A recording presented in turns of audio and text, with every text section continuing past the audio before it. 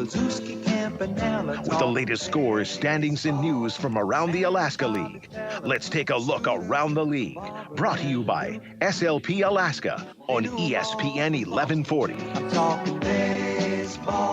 All right, taking a look at the standings here. The Matsu Miners have a one-game lead with a 21-15 record. The Anchorage Glacier Pilots 20-16. They're a game behind. The Anchorage Bucks are 20-17. They're a game and a half behind. The Oilers 16-19 at 4.5 games behind and a full 3.5 games ahead of the Chinooks, who are 13-23. That's a look around the league. Brought to you by SLP Alaska, the professional safety services offering on-site consultation, project safety support, training, drug and alcohol testing, program development, and now safety clothing, including FRCs.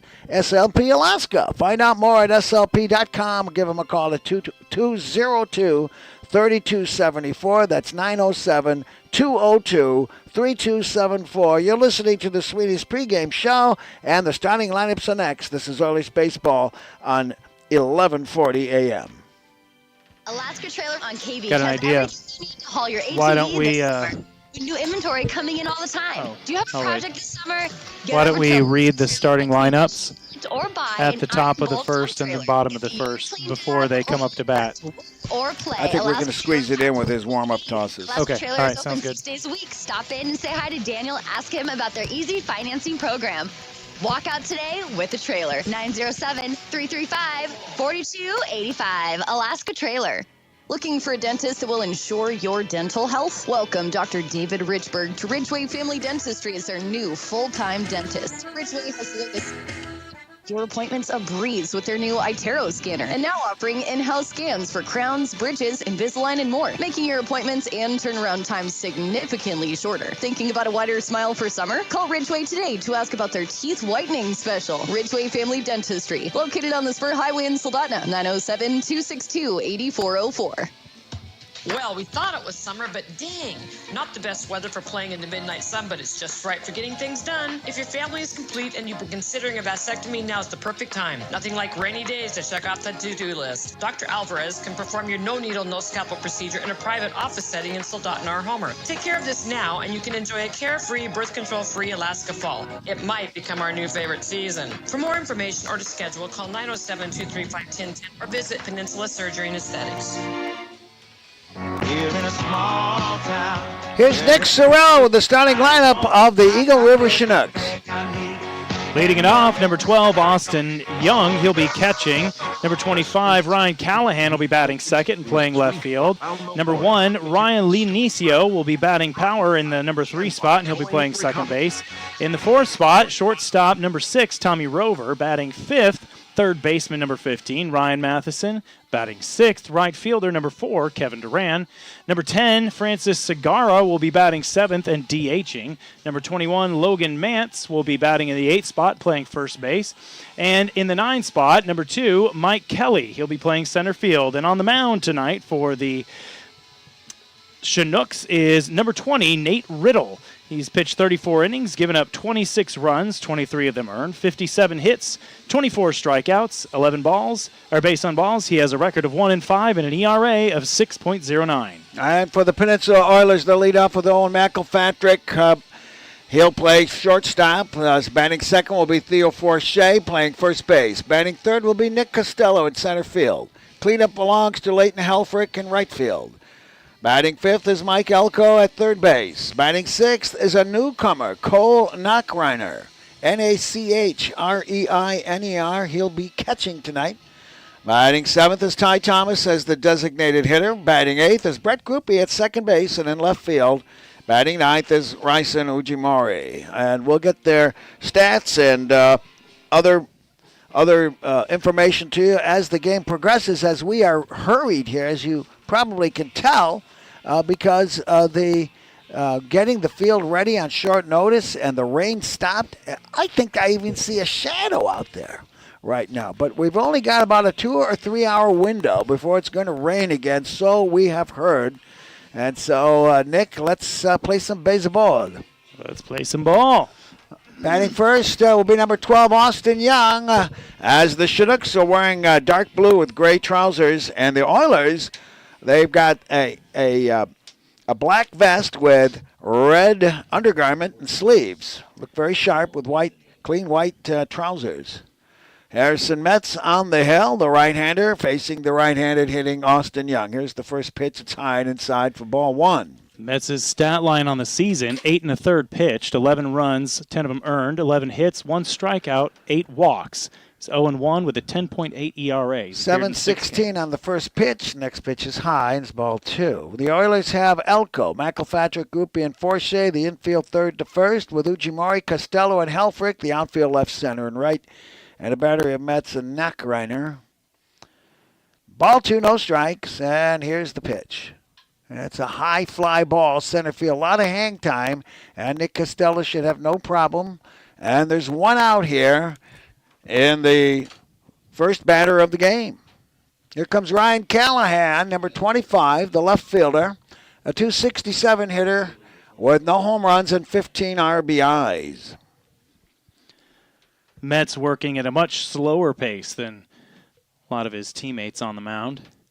Another righty-on-righty matchup here. And both teams had no infield and no batting practice, as you can imagine. Metz goes to a windup. The first pitch hits him. And didn't look like it was had a lot of mustard on it, so I don't think he'll be hurting too badly. Just irritated. Hit by pitch. And it's going to be Ryan Leonesio, number one, the second baseman, batting .310 with 1 home run and 15 RBIs.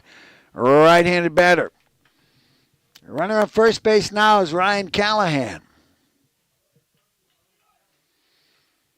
Here's the stretch by Metz. Long set and the pitch way outside. Ball one. See if the Chinooks opt to be aggressive on the bases as quickly as they were last night. Cole Nachreiner behind the plate. We'll have to get some information about his hometown and how he got up here to the Oilers in the last few games of the season. It's not unusual that this happens. Here's the pitch, and it's high, and it's ball two. Metz showing his usual form, falling behind. He doesn't have much starting experience, and of course the Oilers are incredibly shorthanded with the pitching staff. Here's the stretch by Metz. And the 2-0. He got a strike there, and it's 2-1. I will say that in spite of the struggles that Metz has had on the mound, you said it, he's still here. And there's a intangible quality to the guy that's still around when your pitching rotation is depleted. Ball two, strike one. Here's the stretch and the pitch. And it's a hot grounder right underneath the glove of Elko at third base. And that will put runners on first and second now with one out in the first inning. Well, that ball got underneath the glove of Elko on a hop. And the next time it made landfall was in very shallow outfield, and it died. That grass is wet. The ball rolled about 6 feet and came to a stop. We can expect that much of the game. Tommy Rover is the batter in cleanup. He's the shortstop. And I think if you're going to play short fielder in softball, the name Rover is perfect for you. All right? I agree. Shortstop batting .230, 1 home run, 25 RBIs. He's got the table set here. Here's a fly ball to left field. Ujimori's got it measured, and he's got it. And there are 2 dead here. First pitch hitting. Rover was ready to rock. And there are 2 outs here in the first. Runners on first and second. F7 if you're scoring at home. And here's Ryan Matheson, the third baseman, batting .261 with 1 home run and 17 RBIs. And they're all right-handed hitters today so far. I'm going to guess that Ryson doesn't play a lot of outfield, given that he, as he was catching that ball, he made a little leap for luck, left his feet to catch the ball. Here's the pitch. Were you an outfielder? Well, I coach, so I'm all over the place, coaching everybody. But yeah, no, I did do a lot of center field and second base. I never thought I was never an outfielder, except when they stuck me in all-star games. Here's the ball one pitch, and it's a strike on the outside corner. And nobody schooled me anything about playing outfield. Well, it's one of the most difficult positions on the field to play, and people don't realize that. There's Ball one, strike one. You got to take this from a center fielder now. I'll take shortstop and catching as the most difficult. Here's the pitch. And that one bounces in, and they're going to go. They shoot them down to third. They should have them. They got him. Oh! The ball bounced up in front of Nackreiner and attempted the runner at second base. That would have been Callahan to take off, and they got him on a 2-5 put out. An excellent throw, I thought, Nick. That was very good. It was right on the money. The tag was right kind of in between the feet of the advancing runner, Callahan, and I thought he may have snuck his foot on there on the bag, but Luis Alvarado was standing right over the top of it. Well, I'll throw in with you there, but I'm glad that's the way Alvarado saw it. All right, in the inning, no runs, one hit. 2 men left with a hit batter, and we'll go to the Oiler first. There's no score here on ESPN and RadioKenai.com. One of the questions I get asked most frequently by people is, one man left. I don't want to go to court. I don't want to have a deposition taken. They don't want to have their business be made public. And I think a common misunderstanding is that if you have a case, a personal injury case or a car accident case, that you will end up in court. Most of those are settled without ever even needing to file a lawsuit. People just need someone to negotiate. Yeah, one man left. Okay. Who are trying to prevent them from getting a full recovery. Earhart. Well, this is the battle of the high ERAs tonight. 10.8 versus 6.09. Who's got the 10? Mets? Okay. Well, Eyewear Express is holding prices right He's where only they got are. 8 1/3 pitched. Eyewear This fella- Express is holding our prices firm. And Eyewear Express will continue to offer you a second pair free when you purchase a complete pair. Get a second pair of single vision glasses for free. Eyewear Express, located in the Peninsula Center Mall, Soldotna, 260-9199. Bob Bird and Nick Sorrell as we move into the Oiler half of the first inning. And Mets got it through a scrape there with some good defense. Yeah, I liked what I saw from Mets in that I feel like I saw him pitching to contact a little more in this first inning that we've seen him working. A lot of times I feel like we've seen him trying to paint the corners and get the strikeout pitches. And in this situation, with the kind of drop he has on his off-speed stuff, I think he should really lean into the ground ball outs. All right, Nate Riddle is the pitcher for the Chinooks, a right-hander.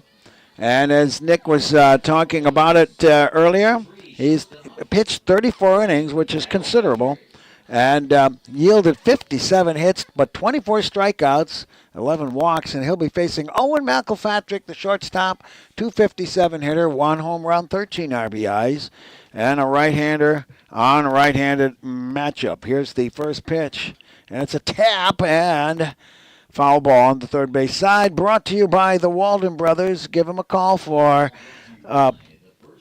customized clothing at 394-5510. Strike one the count.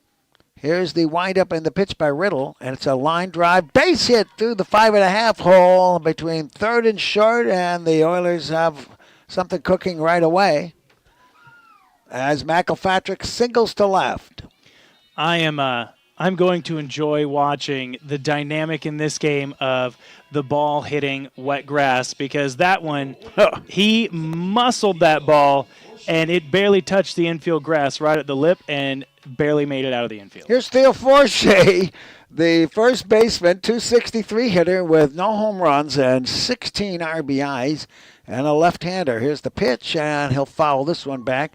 The Chinooks have Matheson, Rover, Leonezio, and Mance, the infield third to first, with Callahan, Kelly, and Duran, the outfield left, center, and right, and a battery of Riddle and Young. He'll go to the stretch, and here's the long set and the pitch. That misses outside. Around the Horn, brought to you by Genoir Towing and Recovery. When you need a tow, the place to go is Genoir at 394-6068. Keep that number in your glove compartment. Jen Wartoy. Runner on first, nobody out. And a long set again by Riddle on the pitch. Curveball, and that just misses. I'd like a crack at that one. That came wafting in like a wiffle ball. Oh, yeah.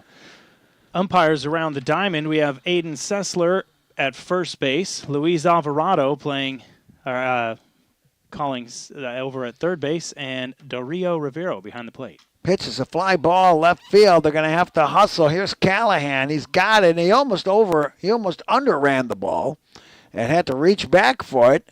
And I'm not going to fault him for that because he's got to make up for the slosh that's out there. I was going to say, I think you're right on there. He was playing smart on that in that he wasn't digging in to try and come to a fast stop, but gradually slowing himself down. That's an adjustment you're going to have to make in the outfield tonight. Nick Costello coming to the plate, the center fielder. Really the shining star of the Oilers this year, offensively and defensively. Batting .365. The first pitch is a fly ball to center field. It might drop. No. Coming on hard is Kelly. And he had no problem with that at all. And right away, Costello's retired on a fly ball to center field. And there's two dead. Lane Helfrich coming. We'll see if they're going to send McElpatrick here with 2 outs and a runner on first base. Leighton Helfrich batting .325 and playing right field with 9 RBIs. I'd be surprised if they send him. Considering the conditions they're dealing with, seems like a bit of an unnecessary risk, but we'll see. There's a throw to first. He did not slide, and it was close. You don't know how well you're going to slide, even though you had the tarp over it. I think that's what you're thinking about. Mm-hmm.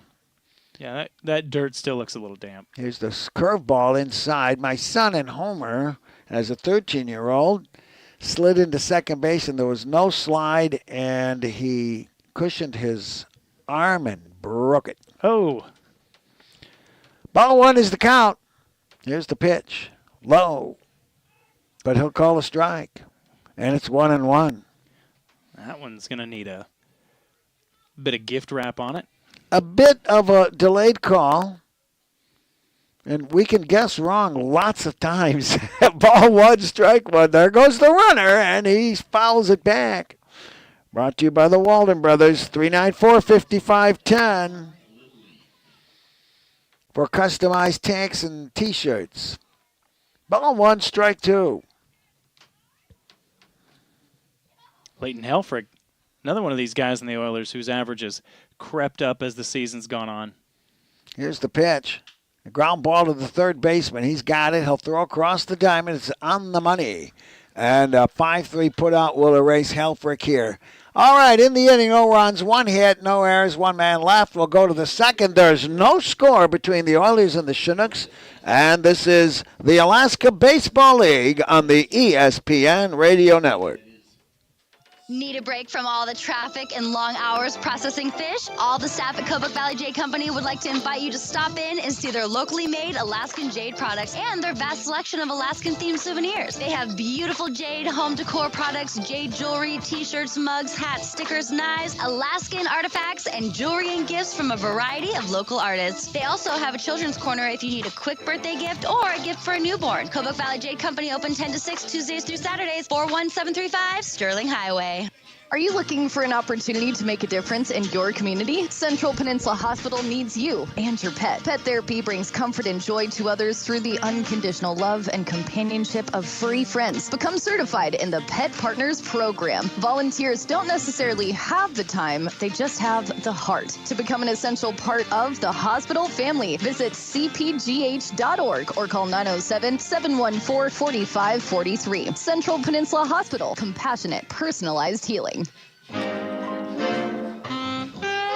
Bob Bird and Nick Sorrell. And Nick did not think we were going to get this game in at all, but through the miracle of weather radar, we could see that there was the rain was moving south to north, and there was a break in the rain coming, and they made their decision to go ahead and pull the tarp while it was still sprinkling, I think.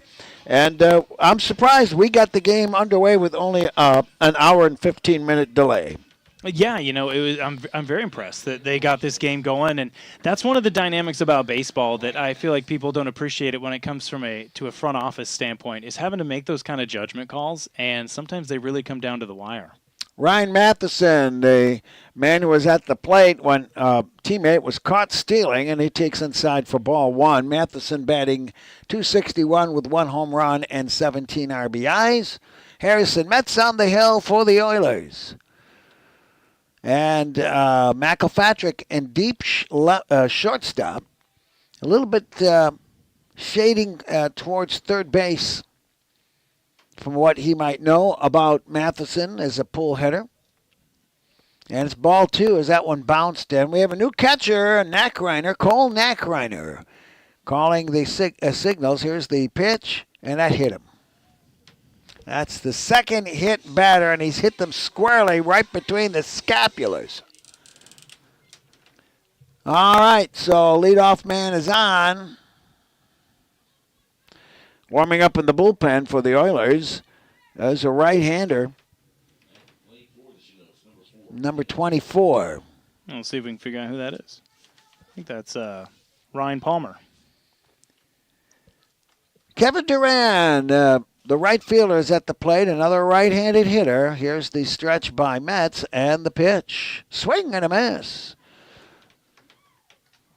Batting .176 with just 2 RBIs. Kevin Durant. I don't think we've seen a left-hander at the batter's box yet. No. For the Chinooks.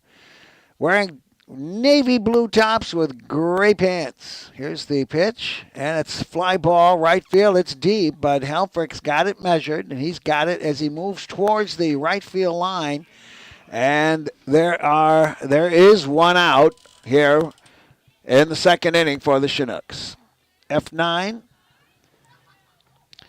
brings up Francis Segura, the designated hitter, a .147 hitter with 3 RBIs. Again, another righty. Segura played in the first game. He'll dig in, but it's great to have the infield tarp. It is a huge undertaking to get that thing rolled up, and I think both teams were helping. Here's the stretch by Metz, and the pitch. Deep fly ball, left field. This ball is tagged. Look out, it is gone.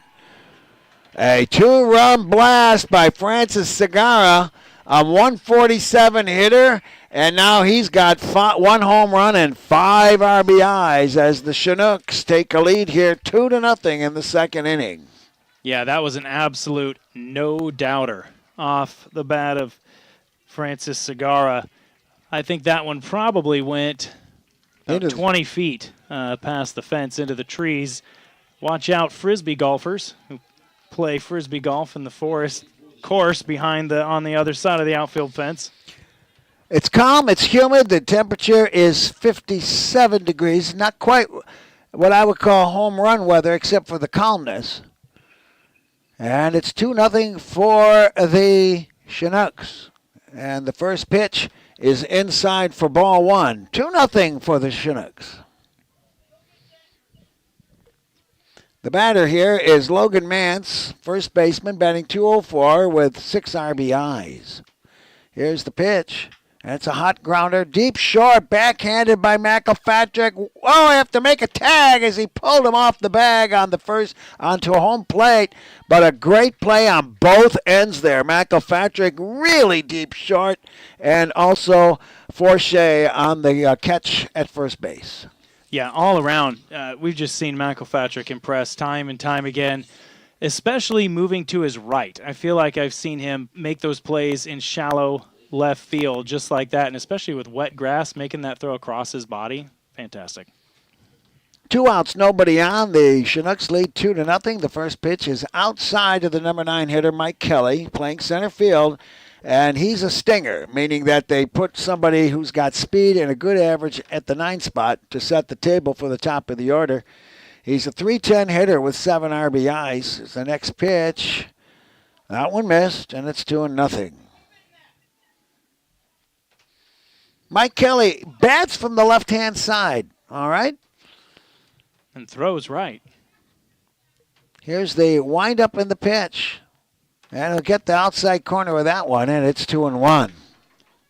Kelly's a junior out of East Stroudsburg University.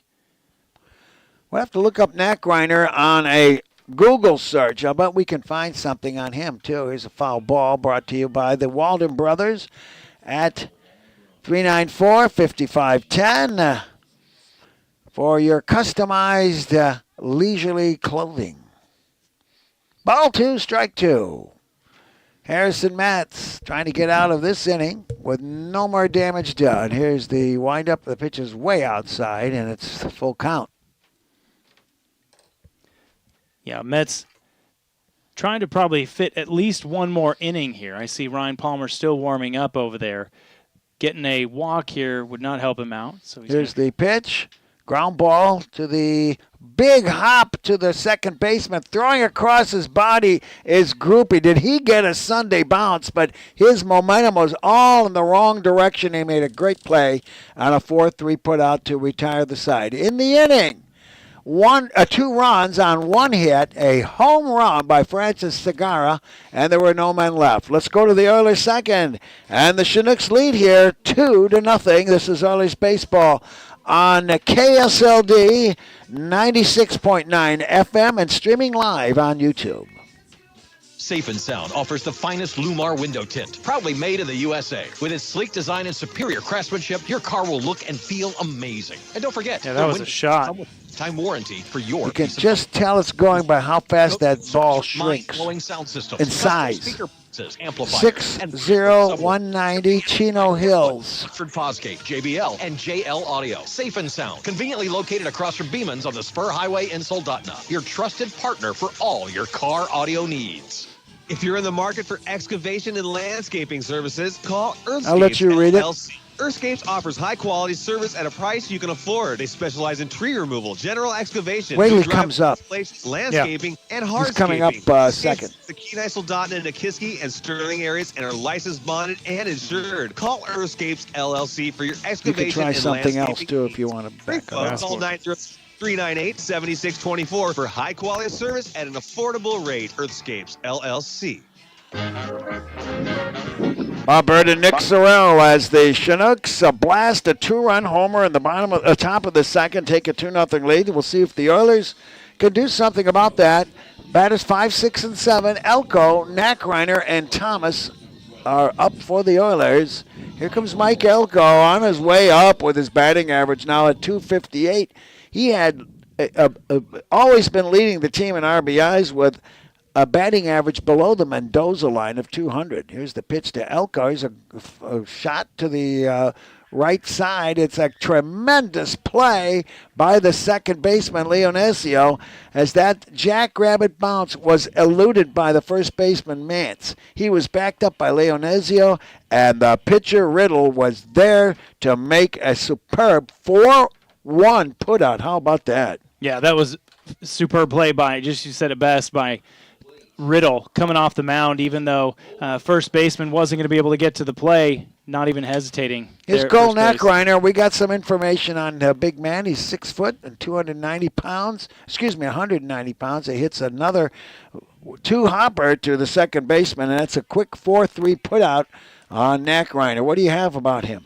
Yeah, Cole is he's a 5'11", 210-pound righty. He plays catcher, first base, and third base, and he came out of high school in Chino Hills, California. California guy. Here's Ty Thomas, the designated hitter. Bats from the right-hand side. The pitch by Riddle is inside for ball 1.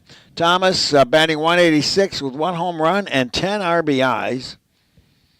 Well, Riddle just missed his perfect inning right there. Here's the pitch. Ground ball. It is a fair ball down the left field side. Let's see if he can wheel for 2. He's going to do it. And that ball died in the foul territory. That one hopped right over the bag, I think, Nick. And the Oilers have a 2-out double here in the second. Yeah, he put that one right down the line. And again, adding to the degree of difficulty for Ryan Callahan in left field was the fact that ball rolled into foul territory outside the line in left field and just died. So he had to make a looping turn to get there. Second hit for the Oilers. Here's Brett Gropey, another one who's climbing up in the batting average at the 241 average with 6 RBIs, playing second base today. He's got the table set to get us a run here with 2 dead. Here's the pitch. It's low and dirty. And keeping it in front of him is Austin Young. Boy, that was a nice shot right over the bag, I think.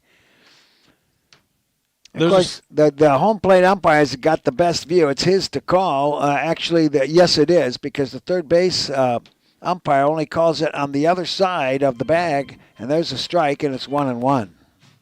One of my favorite hits to see either side of the diamond in baseball are those ones that are just roped right inside the line because they have just such an interesting dynamic that they add to the whole game. And almost always lead to extra bases. Absolutely. Here's the 1-1 pitch. And that's a strike, a slider on the outside corner. And I think Groupie's shaking his head a little bit, and it's 1-2. Back in the heyday of the shift, the defensive shift in MLB, which just ended this year with the rule change, but I watched Robinson Cano bunt a double down the third base line. I love it. Here's the 1-2 pitch, way outside, 2-2. I was just thinking about that, so I'm glad you brought it up. Mm-hmm. But the shift is illegal now. I wonder if they're going to demand that in the playoffs. I don't think they're going to put a runner on second base an extra inning in the playoffs.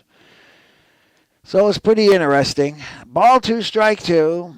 Here's the pitch to Groupie. That's outside, and it's a full count. No, I don't. I like experimenting with baseball rules outside of Major League, but I don't like it in the majors. So they pulled the infield shift, but what teams have done now is you'll see them compensating by moving their outfield around. They'll pull their center fielder in almost like a deep infielder, and then here's the full count pitch. Ground ball, foul down the third base line. Go ahead, Nick. And then they'll rotate one of their outfielders into kind of a mid outfield position. So call him short fielder then. Exactly. Yeah. Well, I haven't noticed that. I haven't watched enough of it, but I was all in favor of the designated hitter when it came out in 1972 because batting averages were so low, but not anymore. I'll tell you a little bit more after this pitch. We'll see what happens if the Oilers can extend it. Runner on second, and there's a little tap. This one's foul down the first base side. I've been watching the excellent 1965 World Series with Sandy Koufax and Mudcat Grant are pitching, and Koufax, of course, with a terrible batting average, had 20 hits that year. Wow. And Mudcat Grant hit a 3-run homer in the Game 6 for the Twins. Wow. So, you're taking something away from the game there by designated hitters. Another foul ball. Good at-bat now by Groupie. The great hitting pitchers, Warren Spahn and Don Drysdale. Drysdale would sometimes lead the team in home runs, like a dozen or something like that. Well, and then you have the even more famous Babe Ruth made his career as much on the mound as oftentimes as he did. What did he spend? 3 years as a pitcher, something like that? Here's the full count pitch. A swing and a miss. Oh, that was ball 4. But I think he was trying to. It's really tempting to go on a low inside pitch because you can jack them, and that will retire the side as Groupie windmills for the third out. In the inning, no runs, 1 hit, a double, and 1 man left. Let's go to the third, and the Chinooks lead the Oilers 2-0. This is Oilers baseball on ESPN 1140 and 96.9 FM. The fish are running, and you definitely want to get didn't out. Drysdale and Koufax retire in the same year? Don't let Did they? I believe they did. 1966. Oh, you're 66? I thought it was 67. James Julian. No, I'm sure Koufax didn't pitch 67. I'm not sure. offering comprehensive easily service, found. relaxed, family-friendly Said he atmosphere. didn't want to Contact them at sacrifice the health of his body. The worst 902-857 World to schedule Series your visit today. effort It's maybe in history was the with this Dodgers month. against the Our local Orioles in residents serve 1966. exceptional health care. Oh, yeah? We do. That's why we're excited to welcome They Heather scored Stewart, 2 runs and got newest shut nurse out practitioner. She is ready in to a serve the local 4-game, 3 community. times in a 4-game sweep. Availability is You know, welcoming new patients. tries 6 to- errors in a game that Special interest in Koufax mental pitched and health and lost. women's health, and can't wait to serve you. Call our office at 907-313-4569 to book with her today. Is that Mets still on the hill? Yep. Yep.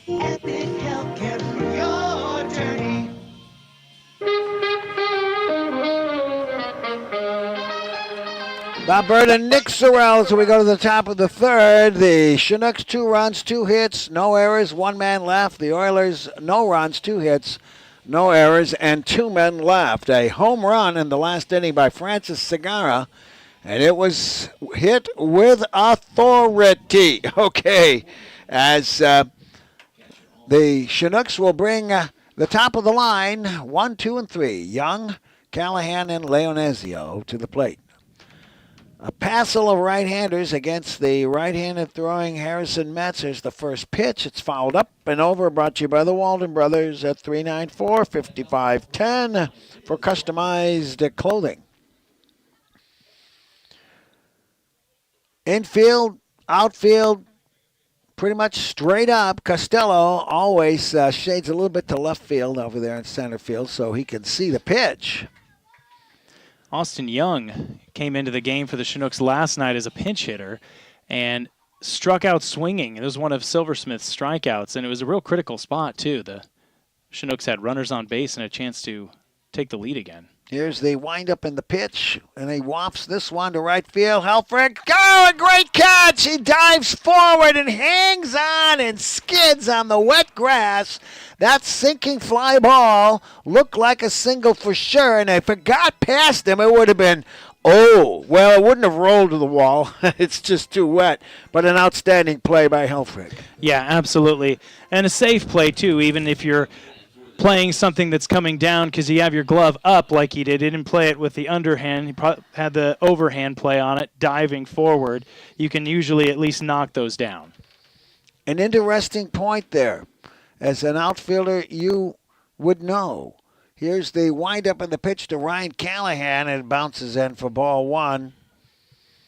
You played center field. Did you always put yourself to the left or right of center so you could see the pitch coming in without the pitcher blocking your view? Yes, depending on who's in the box, obviously right-handed or left-handed, you orient yourself to the left or right. Ball 1, the count to Callahan, and that's outside for ball 2. Callahan was hit by a pitch in the first inning and then erased, trying for third base on a ball that got away from the catcher, but Nackreiner recovered in time to throw him out. Here's the 2-0. Off speed, and it's there. And it's 2-1. That was a great pitch. I don't think Callahan was expecting the off speed right there. He kind of shaded back like he thought it was coming inside to hit him. Ball 2, strike 1. The right-handed Mets, and that's low and away. Nackreiner blocks it, and it's 3-1. So a little observation here. I believe Mets and Mose Hayes are both Homer natives, correct? Both hail from Homer, Alaska, and both of them go ahead. Devastating breaking balls. Here's the 3-1 pitch. Way outside, and he walks. I have to talk to our friends from Homer and see what they put in the water to produce pitchers that have a lot of break. Callahan gets a free pass for the second time in a row. Ryan Leonezio singled in the first inning, so he's 1 for 1. The second baseman bats from the right-hand side. There's 1 on, 1 out here in the Chinooks' first inning. Mets to the stretch. Long set, and here's the pitch. Ground ball just fouled on the third base side. Be pitch number 36 for Mets. And that pitch count brought to you by Everybody Rides Again. Looking for a used vehicle? No credit, bad credit, no problem. Your job plus a small down payment is all you need. Call them today. Everybody Rides Again. 907-260-3053. Strike one the count to Leonezio. Here's the stretch by Mets. Looking for that throw to first. Haven't had it. Here's the pitch. Low. And it's 1-1. Leonezio had the torched the Oilers last night with that double that brought in 2 runs on runners that had reached on errors. At the time, gave the Chinooks a 3-1 lead. I think that was in the 4th. 1-1 is the count. Here's the stretch. Runner going. All he has to do is toss it. You better hurry. No, he steals second on the pitcher. They did not notify Mets, and his throw was, I think he had to hold back because nobody was covering the base. Well, and that right there is new catcher, right? No real relationship built yet. Usually you're going to have that communication between the pitcher and catcher that as soon as the runner goes, catcher gives him the signal, he turns, drops the ball to second. Well, we're going to guess that that's what happened. And it's ball 1, strike 1, runner on second base. Now the Chinooks threatening for more. Here's the pitch. Curveball doesn't get the call. And it's 3-1. That's a close one.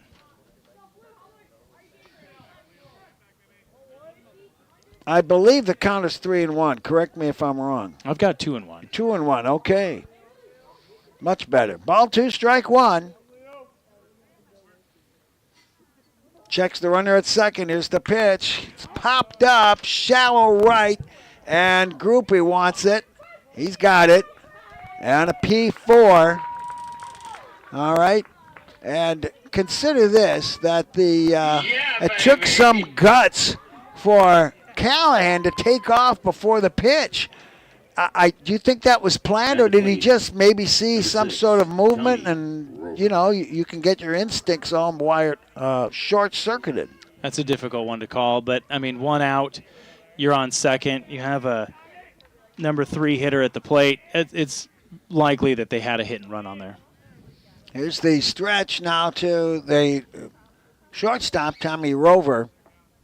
And the pitch to him is right down the middle, and it's strike 1. That's getting ahead of him.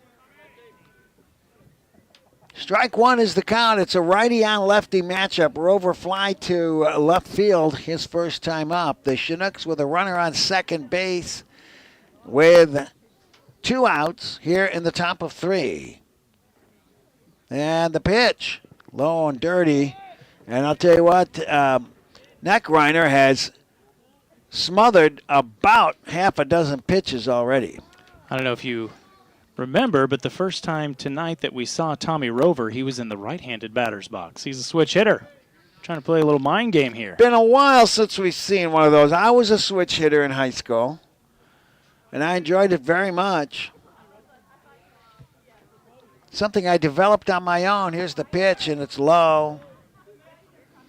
I don't know if you happened to catch the home run derby this year, but the kid, not a rookie this year, sophomore season, Rutschman from Baltimore, hit 20 home runs from the right side of the plate and then 7 more from the left side. No question about it, though. Who was the greatest switch hitter of all time? Let's see if we agree. Ball 2, strike 1. And he checks the runner at second. Here's the pitch. It's low again. Who do you think it was? I couldn't say. You have to give me this one. Mickey Mantle. Oh, there you go. Man, he had speed. He had an arm. He could hit from both sides. What a career he might have had if he hadn't abused himself so much with the booze. Ball 3, strike 1. Here's the stretch and the pitch. Swing and a miss. It's full count. Of course, he had a great career, okay, but it might have been even more cosmic. Who knows? Did you see the made-for-TV movie 61? Yes. Yeah, and there you got a real good idea. Yeah. Ball 3, strike 2. Tommy Rover with a runner on second base. This is a big pitch here. And the stretch by Mets. And the pitch. That's a hot shot. It is going to be foul by maybe 3 feet. Woo, down the right field line. He knew what was coming, and I think he got just a wee bit ahead of it. He was sitting curveball for sure. And a little too hungry, as I like to say. Well, that's the advantage of a curveball, even if the batter's expecting it.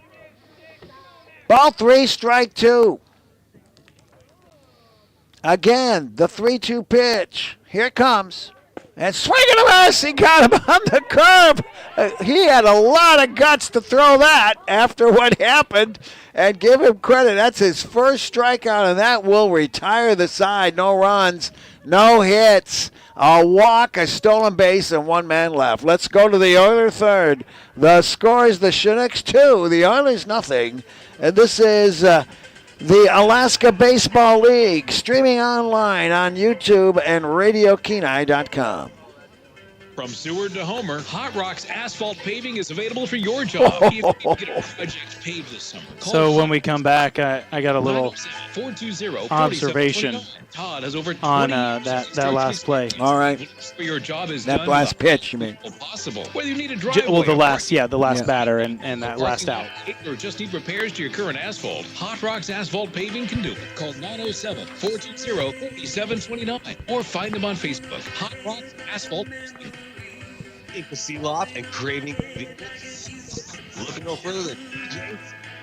Fuel up with quality gas. Stock up on midnight and grab your favorite drink from the liquor store from 8 a.m. to midnight. Oh, and did we mention got fishing licenses too? Whether it's for this grocery or relaxing evening, DJ Sankey's had you covered. And the best part, their friendly staff always greets you with a smile. TJ Sankey today and experience top-notch service, one-stop shop for all your needs this summer.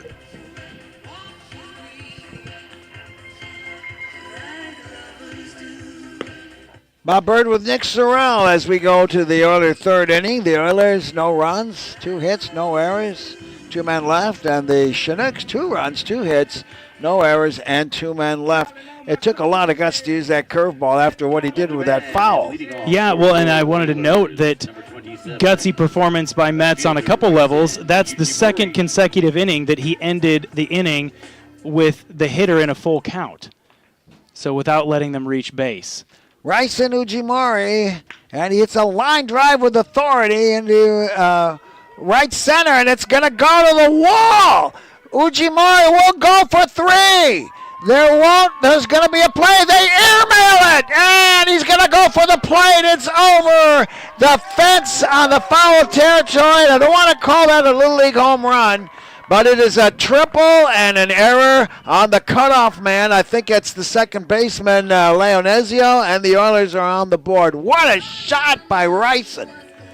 Very entertaining play right there. You don't get to see that very often, where a guy rounds the bases all the way without the ball leaving the park. But 100% that one was he scoring on the error. That throw from the second baseman, Leonesio, was about 7 feet over the head of third baseman Matheson. And it's 2-1 now as the leadoff hitter, Owen McElpatrick, takes a curveball for a strike.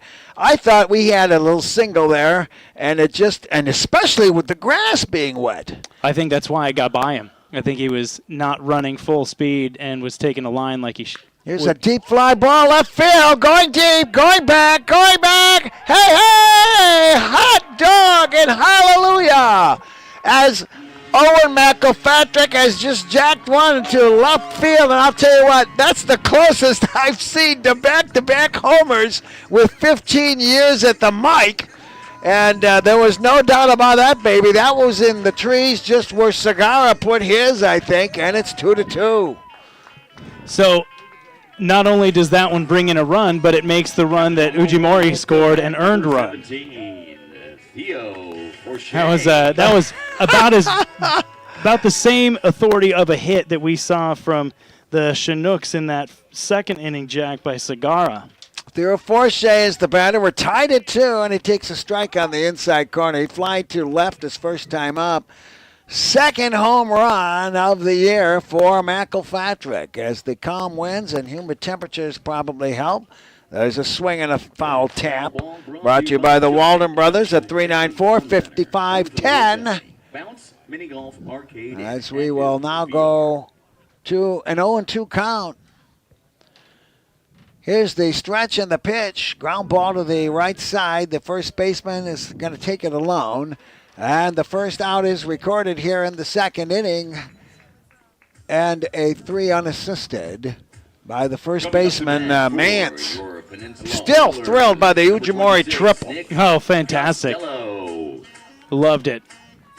Nick Costello. He'll try and get into the act here. Let's see. The center fielder fly to center his first time up. Righty on lefty matchup. Here's the pitch. You know, it's not the first time we've seen Ujimori, who's very diminutive. You know, he's like, 5'9", and maybe 175 pounds, and he's shown power even to the opposite side earlier in this season. Here's the pitch. It's a strike at the knees, and it's 1-1. You might be generous with that 175. Oh, you're close. 175-11. Okay. Ball one, strike one. As Nick Costello playing center field. Here's the 1-1 pitch. It's outside, and it's 2-1. I'm very impressed with Costello's patience at the plate. And that might be one of the reasons why he's got such a high batting average, 365. Here's the windup and the 2-1. And there's a line drive. It is just foul, about 2 feet on the right field side. Nick? Well, that foul ball brought to you by Walden Brothers. They can customize just about anything, but they specialize in crops, T-shirts, tanks, and more. Give them a call and find out what they can customize for you. 907-394-5510. I was going to ask you if you have ever done work as one of those guys at the fair that guesses people's weight, because I've seen you guess just about everybody's weight within about 5 pounds. Ball 2, strike 2. Here's the windup and the pitch. That's a line drive, going to drop for a hit to the opposite field, left field, and Costello is on. We're at Oilers threatening now here with 2 runs already in. Yeah, and that's the 5th hit of the game for the Oilers. And that's going to bring up Helfrich. Helfrich batting .325 with no home runs, 9 RBIs. He grounded to third in his first time up. Chance for the heart of the order to do some damage like we saw from the bottom and top. We'll see what Costello does on the base paths. He's been known to steal on his own. Here's the pitch. Swing and a miss. So I want to go back to that Ujimori triple. You've heard me say it a bunch, right? That one of the key components of baseball and being successful is hustle, right? He was digging as he came around first. He was thinking 3 when he hit first base, and that's what I like. Here's the next pitch. It's a strike called, and it's 0-2. I don't know if he expected that to go through the gap. I certainly did not at first. Well, that's the thing, is that you are running for first base at a dead sprint. In the event that something like that happens, then you've already got a jump. 1 out, 1 on, 1 out, 2 runs are in. There's a throw to first, and Costello's back there. 0-2 hole here for Helfrich, who's been a key part of the Oiler lineup. 0-2. And he fouls this one straight to the backstop and hangs in there tough, all right? So Costello gave a little stutter step as if he was going to break for the bag. It was a ploy, and he edges off here from first base. Ball 1, strike 2 to Helfrich. And to the pitch, it's a high fly ball. Should be easy. A lot of hang time. The left fielder's calling for it. He's got it, real shallow. And there's 2 dead here in the Oilers' second. F7. Here's Mike Elko. And he put one to the right field that the first baseman missed, backed up by the second baseman, Leonezio, and the pitcher covering. It was an outstanding play by the infielders of the Chinooks. So Elko was robbed of a hit there. Let's see what he can do with his 20 RBIs. Here's the first pitch, and that's high and away for ball 1. That was a wet grass out, because if that ball's on dry grass, it's in the outfield. Ball 1 the count. Here's the stretch. And we'll see if Costello's tempted with 2 outs to go for second base and set the table for more RBIs for Elko. I would give him the green light and use his own discretion. Ball 1 the count. Here's the stretch and the pitch. Fouled up and over to the left, and the count goes to 1-1. Costello has not been taking a big lead, so maybe he's just going to behave himself at first base. He seems like the kind of guy who would do that, though, right? Like, set him up. Set him up. I'm not getting a big lead. You don't need to worry about me. Bam, I'm gone. Here's the stretch and the 1-1. That's fouled again to the left side of us, and it's out of play. And it's 1-2. Brought to you by Al and Mary Helminski. We're tied at 2 here in the bottom of the third. Costello with a 1-2 count. Take off, and if you're thrown out, then Forshea can lead off the next inning. Here's the stretch and the pitch. Ooh, that just missed on the outside corner. And it's 2-2. I would have fouled it off. Well, it's either a really good take or a really bad take, depending on how you look at it. Ball 2, strike 2. 2 runs are in. We're tied at 2. Here's the pitch. There he goes. There's a fly ball. It's going to drop into left field. They'll go station to station. Oh, man, if he had been off earlier, who knows? But the Oilers keep this inning alive right now with runners on first and second. And a single here by Mike Elko keeps the Oilers in business as Costello goes to second base. Here's Cole Nackreiner. He only faced 1 pitch and grounded to the second baseman. And one of the things that's tough is to learn the signals when you come in late in the season. Right-hander. He's big. He's kind of crowding the plate. Crowding it. Here's the pitch, and he slices this one to the right side. The right fielder, can he get it? He does. Whoa, what a great play, because that one was going to the wall if it did not. As Mr. Duran in right field skids and heading for the foul line, holds onto the ball. An outstanding play. And Nackreiner has been retired here, and by highway robbery, F9, and that will retire the side. There were 2 runs on 1, 2, 3, 4 hits. We had a triple and an error causing a Little League home run, followed by a legitimate home run, and that produced the 2 runs for the Oilers. We will go to the top of the 4th with the score. The Chinooks 2 and the Oilers 2. This is Oilers Baseball on ESPN 1140 and streaming live on YouTube.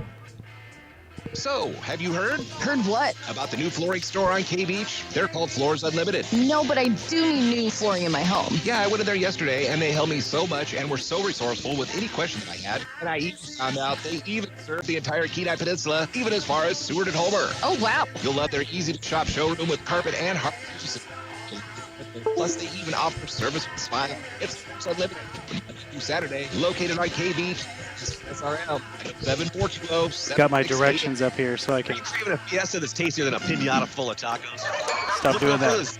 Nacho's Mexican restaurant. Step into their lively canteen and dive into a flavor fiesta that'll make your taste buds dance Mets. with salsa. Picture this: Back you're sitting for 4. sipping margarita at 11 a.m.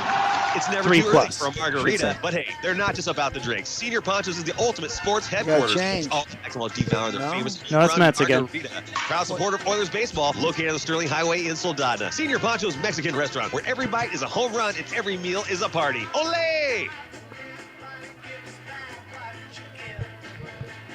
Welcome back. The Oilers 2 runs, 6 hits, no errors, 4 men left. And the Chinooks 2 runs, 2 hits, 1 man left. 1 error, I should say, 2 men left. Both teams have a home run. And now with the middle innings, here's Nick Sorrell. Thank you, Bob. Yeah, Oilers matching the Chinooks stride for stride, it feels like. 1 home run apiece. Got some great outfield play in right field. Diving play by Leighton Helfrich in the top of the 3rd, matched by a diving play by Kevin Duran for the Chinooks in the bottom half. And Harrison Metz back on the mound. First pitch to Ryan Matheson is high for ball 1. Metz so far, 3 innings pitched, 2 runs, both earned. He's given up 2 hits, struck out 1, walked 1, and hit 2. There's the 1-0 pitch. It's popped up and foul out of play over the screen. That foul ball brought to you by the Walden Brothers. They can customize just about anything, but specialize in clothing, t-shirts, crops, tanks, and more. Visit waldenbros.store or call them today at 907-394-5510. Count is 1-1 on Ryan Matheson, who was hit by a pitch in his last at-bat. Harrison deals, drops in for a called strike.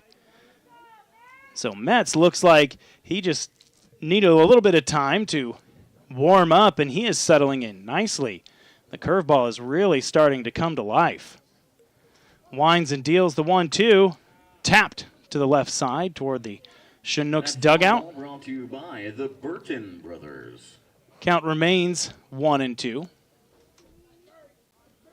Oilers in their black vests with the red long sleeve athletic shirts underneath, white pants.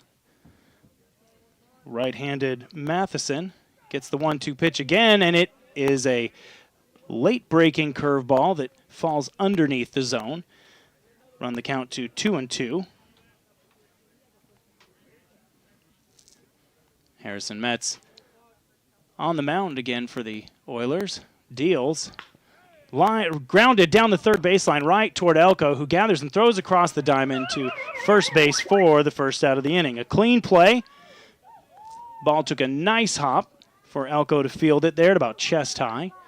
Didn't have to move. He was already shaded toward the line. And that's the first out of the inning. That's going to bring up Kevin Duran, who, as we noted at the start of this half of the frame, had a phenomenal diving play, running to his left and right field to prevent runs for the Oilers, and he looks at a ball inside. If you're just tuning in, the score is tied up at 2. The Chinooks, the visitors, getting their 2 runs in the top of the second, and the Oilers picking up 2 in the bottom of the third. Here's the 1-0 pitch. Big curveball drops in on the inside corner for a strike. Duran flied out to right in his first at bat. Came in today batting 176 with no home runs and 2 RBIs. Metz taking a long look in. Winds and deals another curveball, and he gets him. That's the 3rd hit batter now for Harrison Metz. And so the Chinooks are going to have a man on with 1 out. We are in the top of the 4th inning. Score again tied up at 2. At bat for the Chinooks. Chinooks with a man on first, and Francis Segarra coming up to the plate. Segarra, if you were around, is the man who did the damage for them the last time he was up in the top of the 2nd inning. 2-run home run.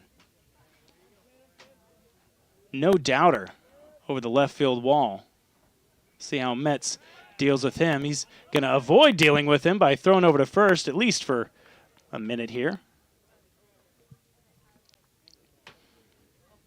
But aside from that one mistake pitch to Francis Segarra, who was probably looking curveball all the way, right-hander, Metz has been very efficient. Here's the pitch, swing and a miss.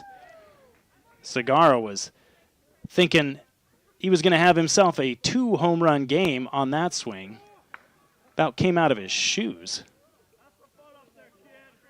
So the count is 0-1. There's 1 out for the Chinooks in the top of the 4th inning. Top of the 4th inning, yep.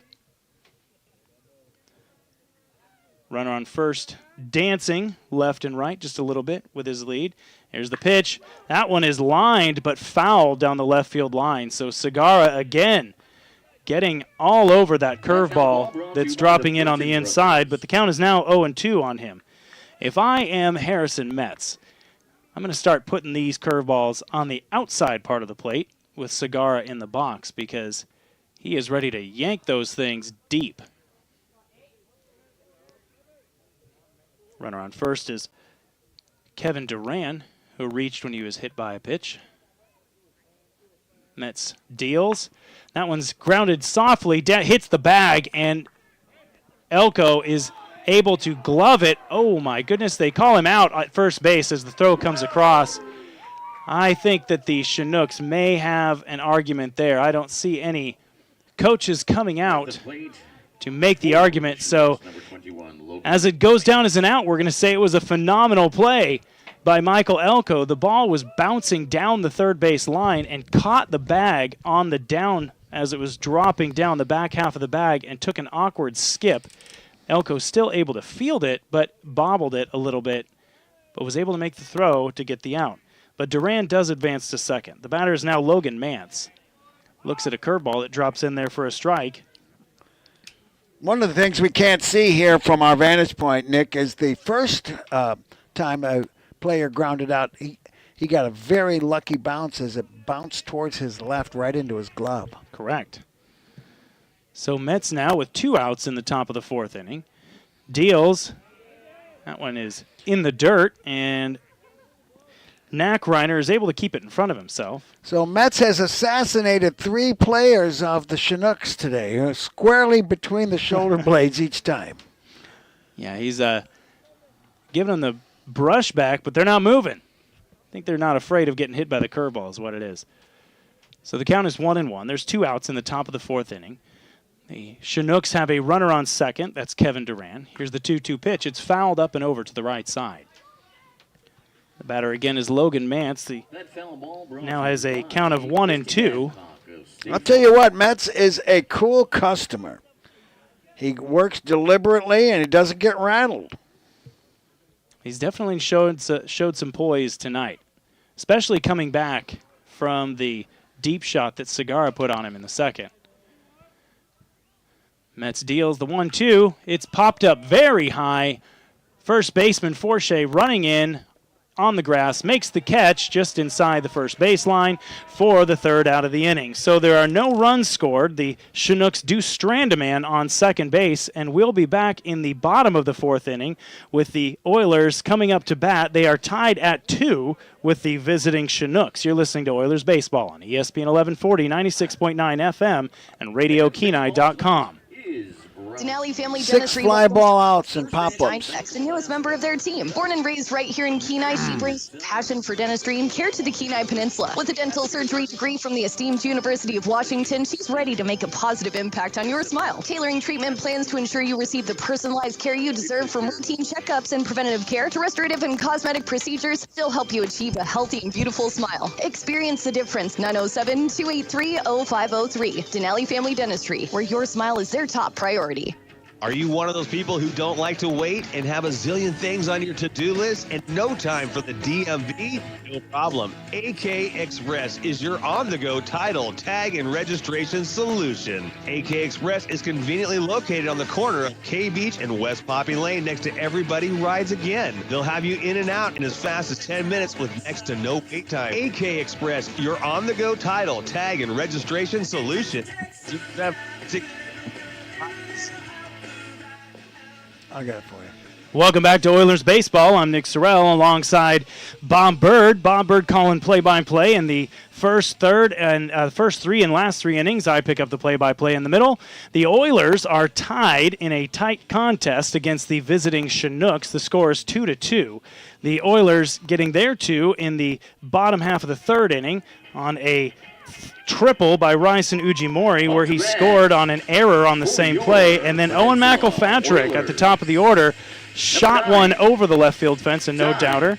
And as we move into the bottom half of the 4th inning, the Oilers are going to bring up Ty Thomas, Brett Grupe, and Ryson Ujimori. Here's the first pitch to Ty Thomas, a curveball which drops in there for a called strike. Curveball breaking right to left. Thomas doubled in his first at-bat, but got stranded.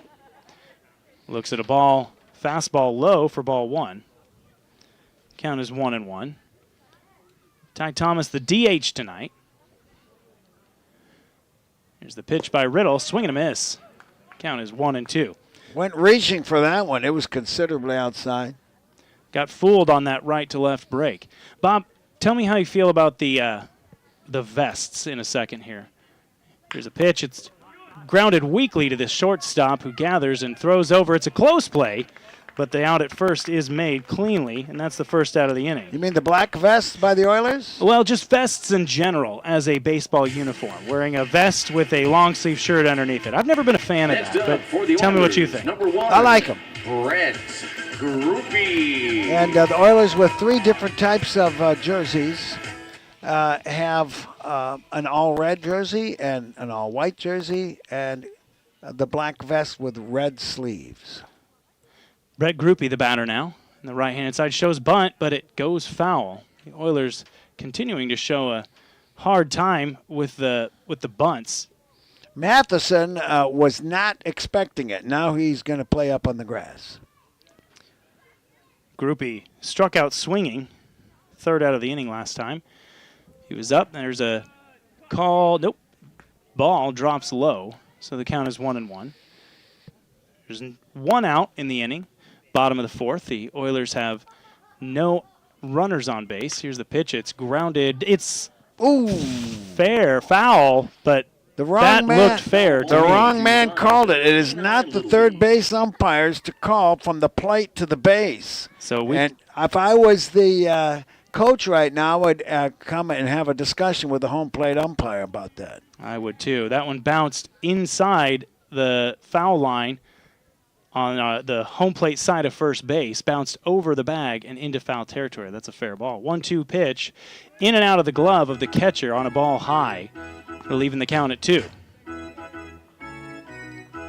I feel like that's the 3rd time now this season that we have seen that exact play be missed by the umpiring crew. Well, it could be that the plate umpire agreed with it. So. 2-2 pitch is lined on a ground hop toward the second baseman, who gathers and throws over to first for the 2nd out of the inning. 4-3 put out. And that's going to bring up Mr. Triple himself, Ryson Ujimori. Well, Ujimori, believe it or not, thrilled me last week with a 3-hit game, and 2 of them were bunts, and one of them was the push bunt for an RBI. He's a very intelligent player. We've had him up here in the booth a couple times. Nate Riddle, back for the 4th inning, throws a curveball that breaks and drops right into the zone. A little bit more dangerous throwing a right-to-left breaking curveball with a left-handed batter like Ujimori in the box. They tend to pick those up pretty well. We'll see. There's a fastball, low, off the outside part of the plate, misses, so it's 1-1 now. Riddle has pitched 3 2/3 so far. He's given up 2 runs, both earned. Here's the 1-1 pitch, and Ryson lifts that one towards center field, but center fielder Mike Kelly jogs in and collects it for the out. So the Oilers will go quietly in the bottom of the 4th. They go 1-2-3, and the score remains tied at 2 as we move on to the 5th inning. The Chinooks will bring up their number 9, 1, and 2 hitters. You're listening to Oilers Baseball on ESPN 1140, 96.9 FM, and RadioKenai.com. Looking for a place in Kenai that serves breakfast all day? Good news. Now open in Kenai. It's the Brunch Bar where you can get breakfast served all day long. Be sure to try their mimosa flights and one of the sweets to make you feel anything but ordinary. The Brunch Bar is open Monday to Thursday until 7 p.m. and Fridays and Saturdays until 9 p.m. They'll have dinner specials during those nights with live entertainment for your enjoyment. Brunch Bar is located on Willow Street in Kenai and look forward to serving you. When I have this, I call Sean Parnell with Roto-Rooter. He will come to anytime, including weekends and Sundays. Have a broken line or need those grease traps cleaned? Call Sean Parnell with Roto-Rooter today. He is reliable, professional, and he knows what he is doing. This summer, support local for all your sewer, drain, and grease trap needs. Roto-Rooter even has a camera to check your sewer lines. Get a hold of Sean Parnell today at 907-262-5605.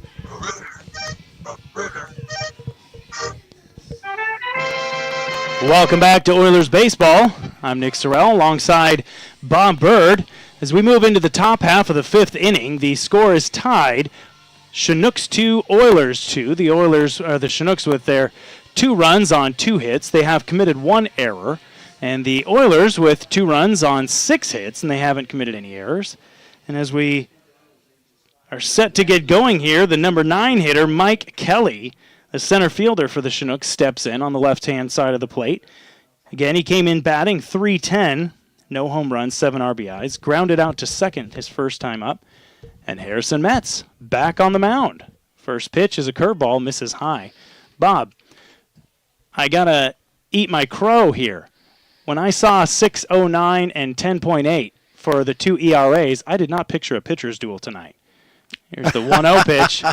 Tap foul back to the screen. We have completed 4, but they both yielded home runs. They did. But, yeah, it is a pitcher's duel. Yeah, 2 runs apiece. We got through 4. Here's the 1-1 pitch. Curveball grounded weakly toward the second baseman Groupie, who bobbles it, fields it with a bare hand, but the runner is safe. And that one, I think the wet grass ate him up. Might have been. I had the same thoughts. And it's going to be an E4. So the first error of the game leads to a leadoff runner on board for the Chinooks in the top of the 5th inning. And the batter now is Austin Young. We'll come back around to the top of the order here. Met's going to have to help himself out here. Throws over. It's in the dirt, but Forche is able to snag it. It's dead calm out there with this humidity. The temperature 57 degrees. I think all but one of the home runs that we've seen this year was hit on a day about like this. Metz gets his sign. Deals. 1-0 pitch. The runner goes. Throw is down, and it's into center field. Costello runs in, gloves it. There's going to be a play at third. Nope, he's going to slide in safely. And so for the second error of the inning, Mike Kelly is going to be on third base. Well, I'm going to fault Costello a little bit there because he did not move in towards second base like he normally does. Exactly. That would have cut that runner off from making the attempt at third. You're going to have to give the error, however, to the catcher. Yep, so second error of the inning has a runner 90 feet away, the go-ahead run with no outs for the Chinooks. Here's the 1-0 pitch. Low for ball 2. The batter again is Austin Young. He flied out to center his first time up and lined out to right field. If you remember, that was the phenomenal diving catch by Leighton Helfrich. 2-1 pitch. Lifted into center field. Costello ranging over. That's probably going to bring in a run on a tag. Costello flings it in, but the throw is well to the left of the first base side of home plate. And the runner tags and scores. And so the Chinooks retake the lead. And they now lead the Oilers 3-2. Austin Young will get credit for a sacrifice fly RBI. And an unearned run. Correct. Yep. Batter now is Ryan Callahan. Callahan has been hit by a pitch and walked, so he has yet to record an at-bat after appearing twice at the plate. He grounds this one sharply to the shortstop. McElpatrick gathers, throws, it's low, but Forche catches it at first for the out. That'll be the second out of the inning. Go down as a 6-3 putout. It may have looked routine because McElpatrick was running in to his left, but there was nothing routine about that with the conditions the way they are. So there are 2 outs now in the top of the 5th inning. The Chinooks retaking the lead on a sacrifice fly by Austin Young. They lead 3-2. Ryan Leonisio is the batter. He looks at a ball. Singled in his first at bat. Popped out to second baseman Brett Groupie his second time up. Harrison Metz winds and deals. Fastball. It's grounded toward third base. Elko fields it, throws across his body. The throw is up the line, but Forche makes the grab, and the inning is over. But the Oilers give up an unearned run on a single hit, or on a error, and the runner advances and on a Stolen base, reaches third on another error, a throwing error by the catcher, and then comes to score on a sacrifice fly. So the score is Chinooks 3, Oilers 2 after 4.5. We'll be back in 60 seconds for the Oilers half of the fifth inning. You're listening to Oilers Baseball, ESPN 1140, 96.9 FM, and RadioKenai.com.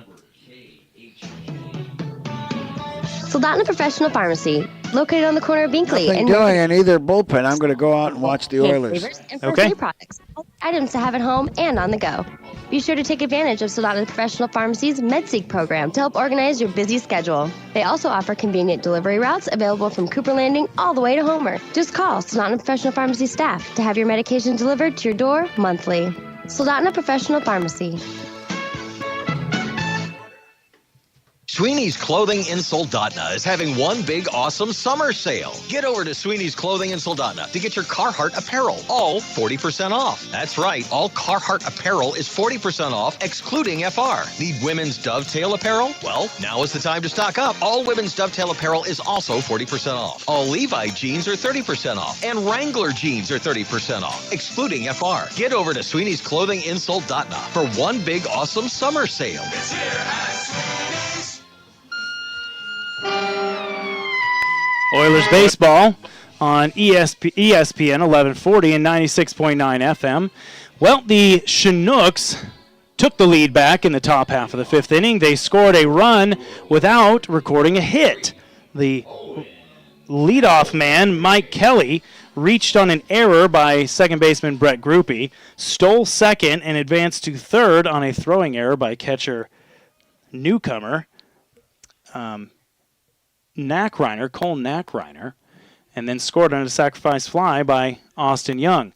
The first pitch to Owen McElpatrick as we return to the Oilers' top of the lineup is a ball low. McElpatrick crushing one over the left field wall his last time up. That swing and a miss had him thinking a second one over the wall, and the count evens at 1. McElpatrick 2 for 2 tonight. Singled his first time up. Home run his second time up. There's a fly ball lifted toward right field. The right fielder, Duran, running in, hauls it in for the first out of the inning. Theo Forshea, the batter now, stepping in from, going to hit from the left-hand side of the plate as always. Forshea having a decent night for himself last night. Nate Riddle, the right-hander, remains on the mound this inning for the. There's a grounder right back to Riddle, and he grabs that, runs over wisely, and underhands to first baseman Mance for the second out of the inning. So 4 pitches into this inning, and Riddle has 2 outs. So after giving up the home run to McElpatrick in the bottom of the third, Nate Riddle has only given up 2 hits, but has otherwise worked very efficiently. Here's the pitch to Nick Costello. It's off the plate. Costello flied out to center his first time up. Swinging on the first pitch. Was more deliberate with his second at bat, and that pitch is low for ball 2, where he picked up a double. Did get to second base on a single by Mike Elko, but was stranded there when Cole Nackreiner flied out to right field. Riddle's 2-0 pitch is outside for ball 3. Riddle, I think, understanding the threat that Nick Costello is, and with a 1-run lead, nobody aboard and 2 outs in the inning, he's not giving him anything to hit. That one catches the zone for called strike, and the count is 3-1.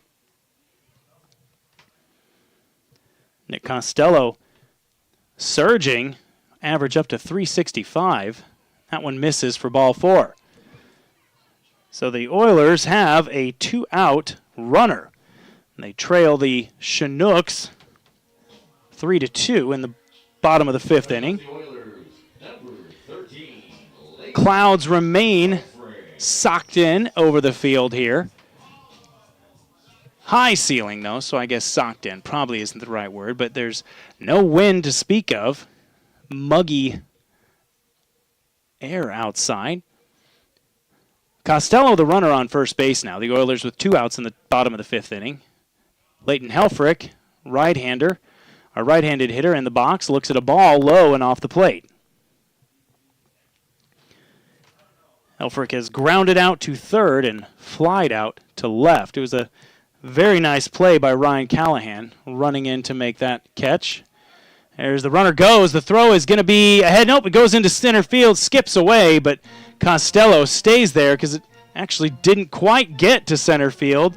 Shortstop Tommy Rover was able to slip in behind second base and scoop that one up. So nice work for him. I don't know that it would have gone far enough into the outfield for Costello to advance to third as he was sliding feet first. But now the Oilers are threatening with a runner in scoring position and a 2-0 count on Leighton Helfrich. Here's the pitch. Tapped back toward the screen.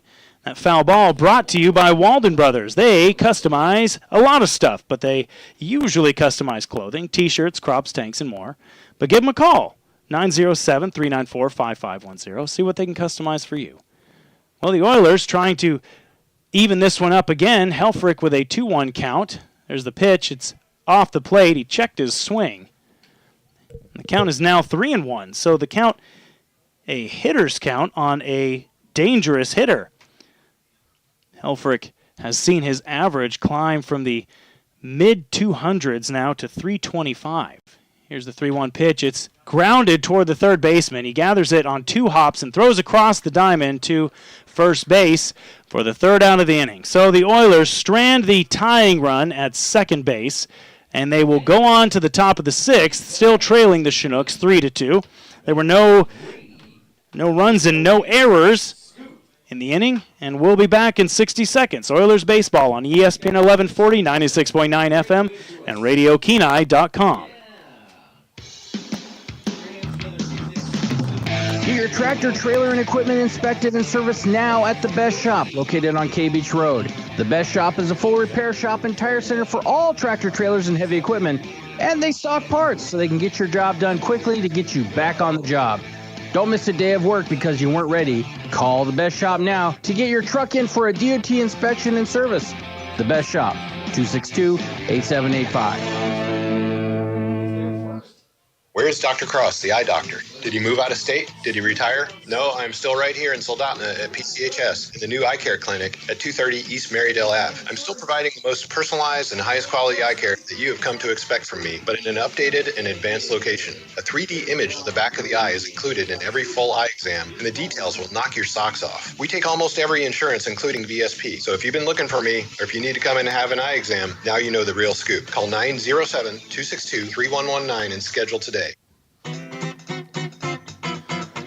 Welcome back to Oilers Baseball. I'm Nick Sorrell, alongside Bob Bird today, as I'm picking up the play-by-play in the middle innings. We'll get back to Bob doing play-by-play when we go into the 7th, but for now we move into the top of the 6th. The Chinooks leading the Oilers 3-2. The Chinooks with 3 runs on 2 hits and 1 error. The Oilers with 2 runs on 6 hits, and they have committed the Chinooks have 2 errors, and the Oilers have 1. Or do I have that the other way around? Yep, there we go. The Oilers have 2, and the Chinooks have 1. So we're going to move on from that. Coming to the plate for the Chinooks in this half of the inning is going to be Tommy Rover, the shortstop, Ryan Matheson, the third baseman, and Kevin Duran, the right fielder. Harrison Metz is back on the mound for a 6th inning of work, working very good today. 3 runs given up, 2 of them earned. He's pitched 5 innings. He's given up 2 hits, struck out 1, walked 1. If there's any blemish on that pitching line, it's the 3 hit batters, one of which has come around to score, and that was Ryan Matheson in the 2nd inning, who scored on the Segura home run. First pitch to Tommy Rover is a curveball, and Rover swings and misses. Rover from the left-hand side again. Swings and misses at another curveball, this one on the outside part of the plate. So Harrison Metz playing games, going inside and back outside. Let's see what he gives him here. See if he goes to the fastball. Here's the wind in the pitch. It's another curveball on the outside. It's grounded a two-hopper to McElpatrick at short, who gathers on the run and throws over to first for the first out of the inning. So very quickly, Harrison Metz has himself the first out. It's going to go down as a 6-3 put out. Ryan Matheson, the batter now, hitting for the right-hand side. Was hit by a pitch, as we said, in the second inning and came around to score. Then grounded out to third baseman Michael Elko in the fourth. Here's the first pitch to him. It's grounded right to the shortstop, takes a bounce, and McElpatrick fields it, throws across his body, and does not get the throw there in time. That was a very tough play, as that one hit the lip of the grass on the infield and took a very awkward hop. McElpatrick able to glove it, but it did not stay in there. It popped up, and then he picked it out of the air, spun, and threw to first, and just missed recording the out. So if you're scoring that at home because of the bobble, it's probably going to go down as an E6. So that'll be the third error of the game for the Oilers. Chinooks with a man on now and one out. And this one to Kevin Durant is lifted toward left field. Ujimori back to the wall. He makes the catch on the warning track. He turns and he throws back in toward the infield. What a play by Ryson Ujimori. Getting a read on that one, creeping back, reaching out and feeling for the wall, and then leaping up and making that catch on the warning track. That might be the play of the game so far. Easily saved a run from coming in to score, as Ryan Matheson was about 10 feet away from second base. What a play. Stepping into the box now is Francis Segara, who was the home run hitter in the second inning. Mets deals, curveball breaking in the dirt for ball one. So there are now 2 outs in the inning. Tommy Rover grounding out to short for the first. Kevin Durant, the deep fly ball to left, about 3 feet shy of a home run, and Ryson Ujimori making the web gem of a play. Count is 1-0 on Segara, who taps that one foul down the third base line. That foul ball brought to you by the Walden Brothers. They can customize just about anything, but they specialize in clothing, t-shirts, crops, tanks, and more. Visit them at waldenbros.store or call them today, 907-394-5510. The Oilers trailing the Chinooks 3-2 in the top of the 6th inning. 2 outs for the Chinooks and a runner on first. Here's the 1-1 pitch. It's swung on, and trying to read the call here. It was a foul ball. Tapped foul. Nope, that was not a foul ball. It was a pass ball by Reiner. Pitch was low, got away from him. May have been in the dirt. I couldn't really see. The home plate umpire, Dario Rivero, was in the way, but the runner is going to be on, Matheson's going to be on second now, so the count is 1-2 on Francis Segara. Here's the pitch. It's inside and gets in and out of the glove of Reiner again. So count evens at 2-2. It was a swing and miss on that ball, and as I see it, it was, as I'm being told, it was a ball. It did hit the dirt, so it will go down as a wild pitch. So Matheson advances to second on a wild pitch. And the count is 2-2. 2 outs in the top of the 6th inning. Chinooks leading the Oilers 3-2. Here's the 2-2 pitch. It's off the plate for ball 3. And the count is now full on Francis Segara, who has shown that he has power. So Harrison Metz is going to have to be very careful here. The 204 Mendoza line hitter, Logan Mance, is on deck. He's grounded out and popped out, so we'll we'll see what kind of pitch Metz gives here. It's grounded sharply to the shortstop, McElpatrick, who spins and throws on to first for the out, and that is going to get the Oilers out of the inning on a fantastic defensive play by Owen McElpatrick at shortstop, sprinting to his left, gloving it off the dirt, spinning and throwing. Fantastic work by the Oilers defense this inning, keeping them in this game. So the score remains 3-2 Chinooks after 5.5. We will see you back here in 60 seconds in the bottom half of the 6th as the Oilers are going to bring up Mike Elko, Cole Nackreiner, and Ty Thomas. You're listening to Oilers Baseball on ESPN 1140, 96.9 FM, RadioKenai.com, and streaming on YouTube. Upstairs at Beeman's, talking with Steve. It's time to can the fish, can the vegetables, and berries and more. You can find what you need right here at Beeman's. Man, we've got a great supply of jars from 4-ounce jelly jars. That was the play of the game in left field over there. 3 errors, though, in my opinion. Oh, yeah, that's what I did. I scored one there. What a great catch by Uji. Oh, my goodness, absolutely. So let's see here. There were pectin and all the tools you need to do that canning. Start your canning today with a stop in at Beeman's on the Kenai Highway. 6-3 for the third out.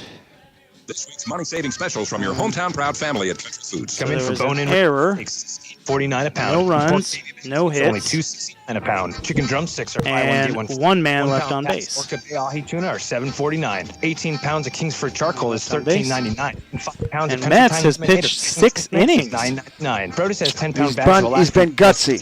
He has. And cauliflower is $1.49 a pound. Navel oranges are $1.29 a pound. I got something for you when we come back, too. Here we go. Country Foods on Willow Street in Kenai. Welcome back to Oilers Baseball. Oilers trailing the visiting Eagle River Chinooks 3-2. Harrison Metz, who has pitched 6 innings so far, he's given up 3 runs, 2 of them earned, has recorded 3 third outs on full count pitches. Gutsy pitching by the righty. But for the Chinooks, Nate Riddle back on the mound again, this time into the 6th inning. Gets a swing and a miss from the leadoff hitter. The bullpens Mike are Elko. deserted. Here's a fly ball. That one's lifted toward it's dropping, but the catch is made by Ryan Callahan, who was running to his left and gloved it underhand for the first out of the inning. So Mike Elko makes a splashy first out. The Oilers don't have a bullpen. I'm looking at what's in the Chinooks, and they got their feet up, and nobody's doing anything to indicate they're going to warm up. Both teams electing to let their pitchers work it out. Here's the first pitch to Cole Nackreiner. Misses inside for a ball. That's the first pitch he has taken as an Oiler. 2 at-bats, 2 swings, 2 outs. That one's grounded to the third baseman, who plays it on a hop, throws across his body for the second out of the inning. 5-3 put out. And the Oilers, since the home run by McElpatrick, have not looked very savvy at the plate against Nate Riddle. That's going to bring up Ty Thomas. Oilers trailing the Chinooks 3-2 in the bottom of the 6th inning. Here's the first pitch, a curveball. Almost hits him. Misses inside for a strike. Thomas has home run credentials. He's got one this year. He does. Doubled his first time up. Here's the next pitch. It's a fastball that's low. The count will be 2-0 now. See if the Oilers can conjure up some of that 2-out magic that we've seen them display earlier in the season. The right-handed hitting Ty Thomas looks at a 2-0 pitch. He's going to slip that one toward the second baseman on the right side, and he is out at first. A close bang-bang play. Second baseman Leonicio running into shallow right field to gather that ball in a couple hops and flips to first base for the out. So the Oilers go 1-2-3 again this time, and they have no runs, no hits, no errors, and they still trail 3-2 after 6 complete. It'll be Bob Bird on the mic doing play-by-play when we come back. This is Oilers Baseball, ESPN 1140, 96.9 FM, and RadioKenai.com. Hello, Hello, this is Got a Belinda. pitch count on Mets? I can get it for you. Midsummer. Don't let the midnight sun keep you from getting the dental care you need. We coming back out again? Yep. Periotherapy and Invisalign. Did you also know that How we're about that? opened on Fridays and welcome emergency Okay, visits? let me see here. With our summer hours, we can schedule you right before missing out on any 4, summer 3. activities. Third Come out. join our dental office. Anxious? No worries. Our name says it all. Hablamos español también.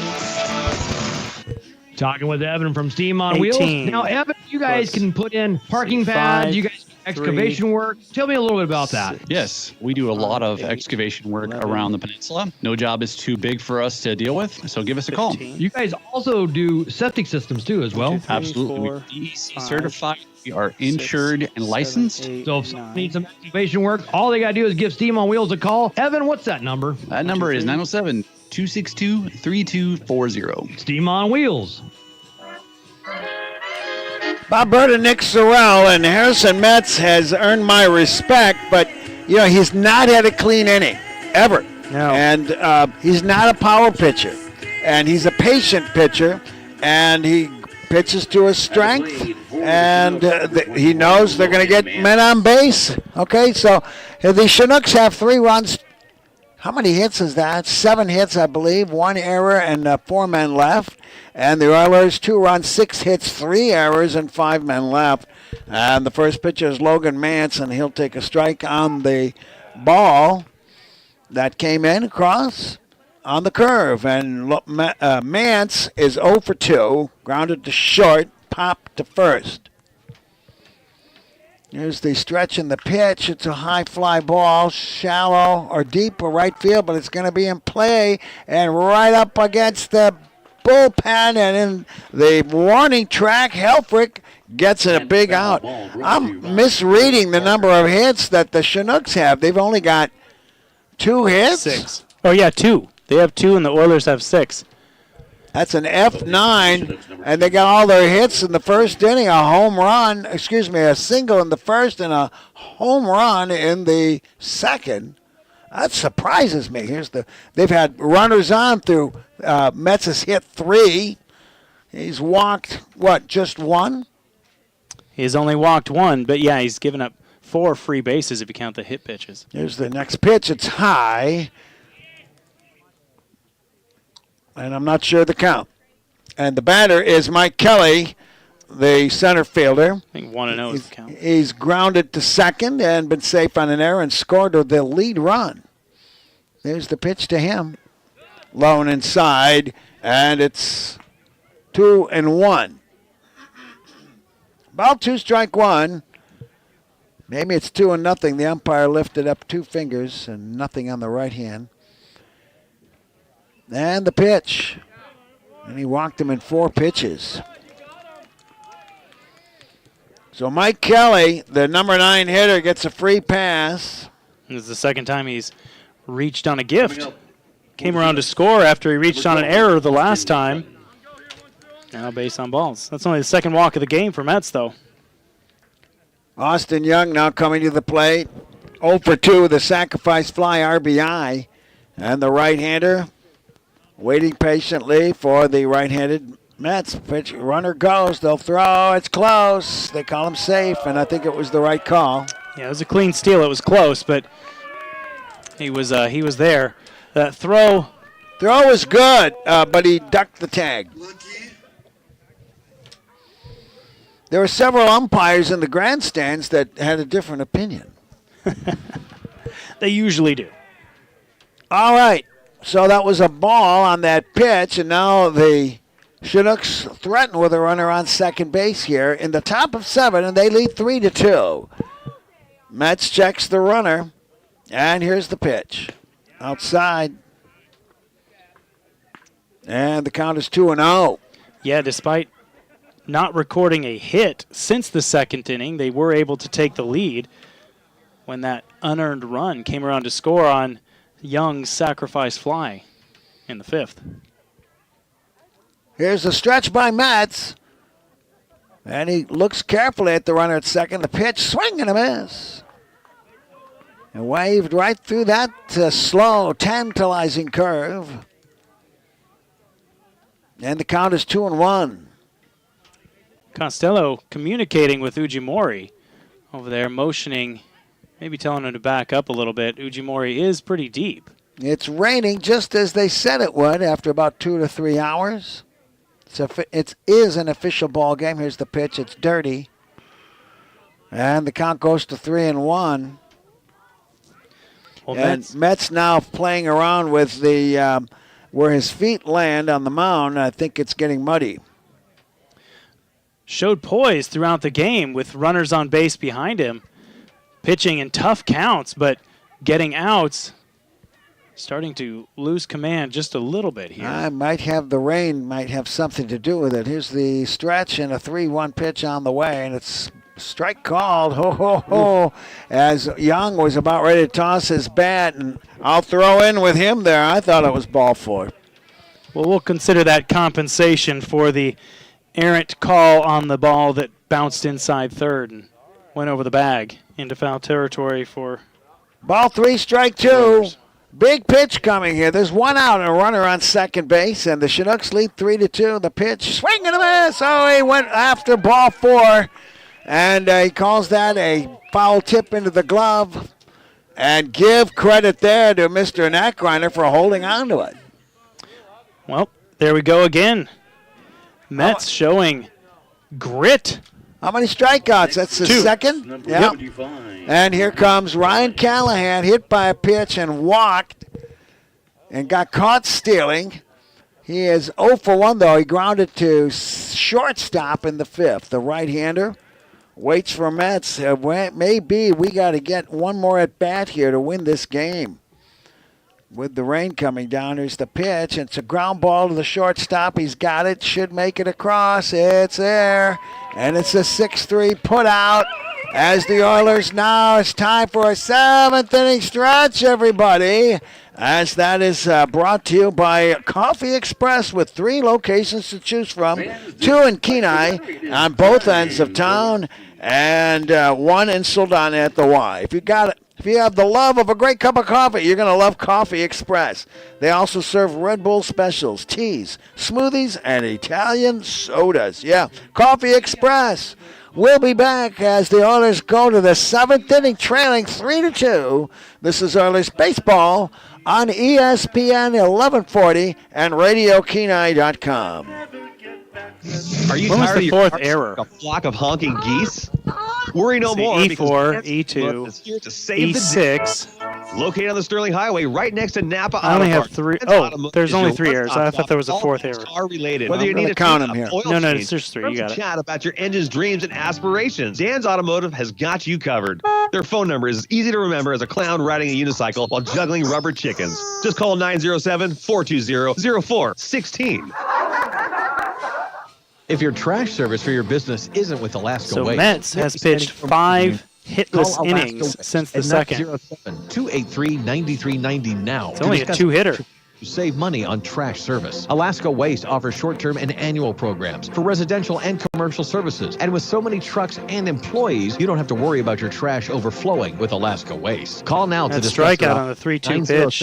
283-9090. One call can save you money. Alaska Waste, your hometown hauler. Take me out to the ball game. Take me out to the crowd. Buy me some peanuts and crackers. Bob Bird and Nick Sorrell as we go to the 7th inning stretch for the Oilers. They're trailing the Chinooks, who have 3 runs, just 2 hits, 1 error, and 5 men left. And the Oilers 2 runs, 6 hits, 3 errors, and 5 men left. Both teams have a home run. Here's Brett Grupe, who's 0 for 2. And overdue. Here's the first pitch to him, and it bounces in. And it's ball 1.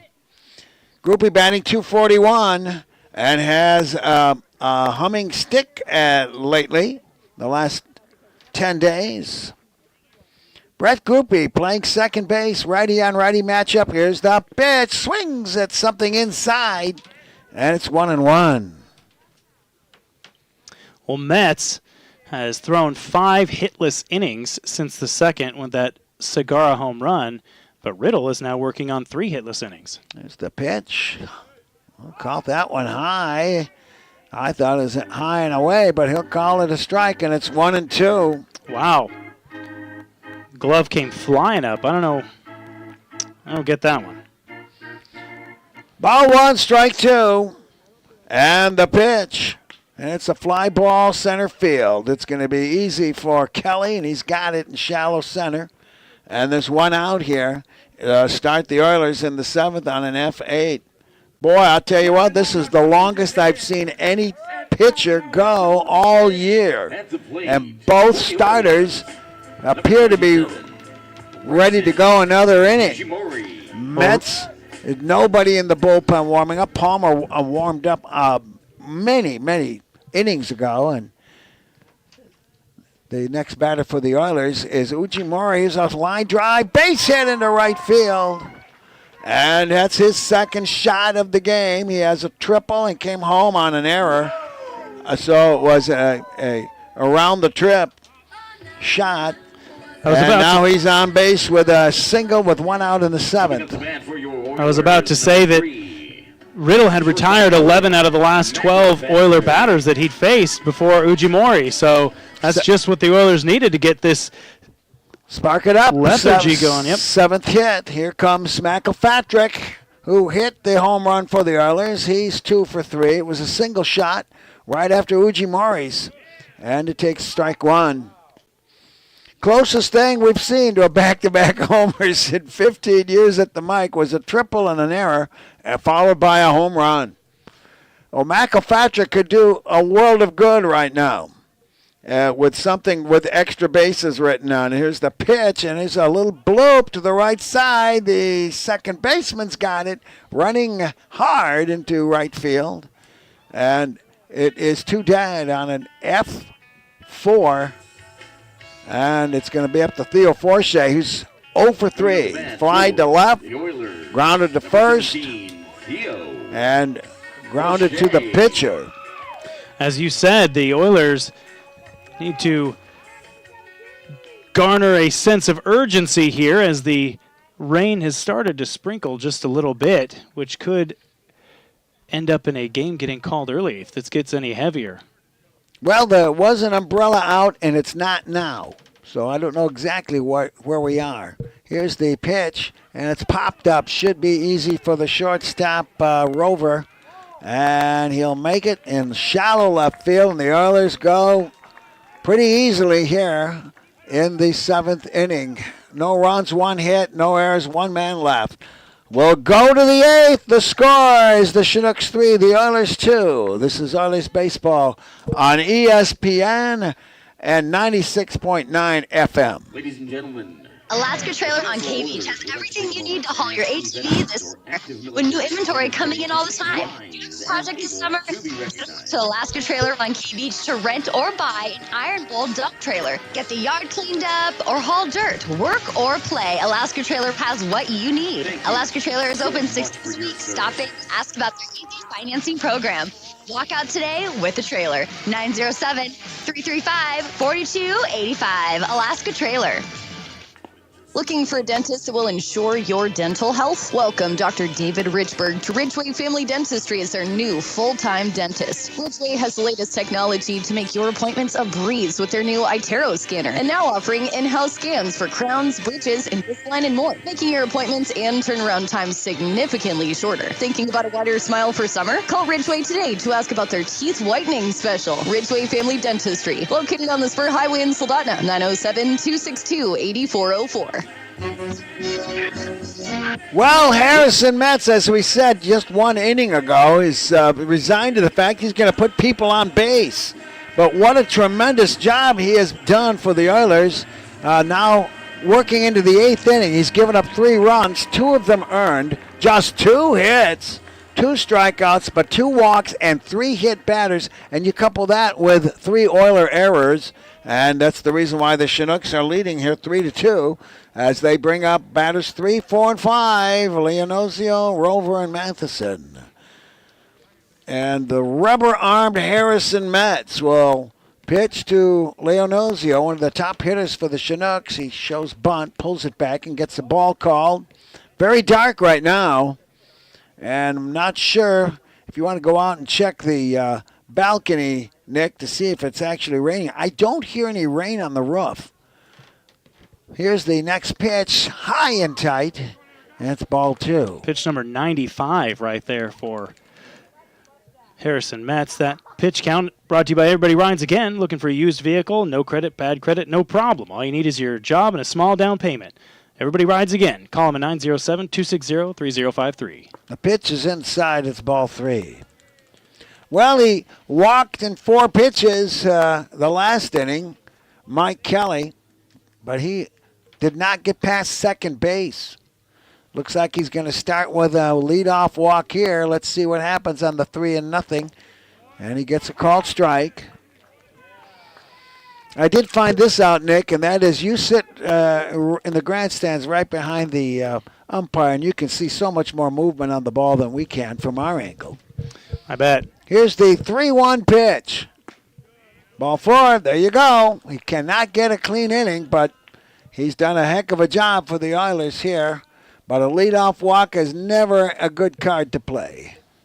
No, we've seen one other free pass, I guess free pass in the form of a hit batter. That was in the second inning, and that one came around to score on Segura's blast. Tommy Rover is 0 for 3, fly to left, struck out, grounded to short. And Metz has not done much in the way of keeping runners close. Here's the pitch. Wafting curveball, it's a strike. How many stolen bases they've got? They got 1, 2, 3 that I can count. Strike 1 is the count here to Tommy Rover. Here's the stretch. Long set, that's one way to keep a guy tight. And the pitch just misses outside, and it's 1-1. Trying to offset the curveball with the fastball right there. But I tell you what, I like what Metz is doing right here. Both those pitches on the outside part of the plate, trying to stay away from Rover, who has been dangerous. Elko up on the grass at third base. Here's the stretch and the 1-1 pitch. Ground ball to second baseman. Could be 2. He shovels it to short. Gets the DP. Keep his foot on the bag. What a great shovel pass Groupie made. That was definitely, and it was fast and straight, and a 4-6-3 garden variety double play. Wow. Yep, well, and if you notice that pitch, again, a breaking ball on the outside part of the plate to the left-handed Rover, and he reached out because he was getting tempted by those balls outside, and he just pulled that one and right at Brett Groupie. That's going to bring up Ryan Matheson. Right-handed hitter. The pitch is a fly ball. It's deep left field. Ujimori fading back. Got it! Oh, man!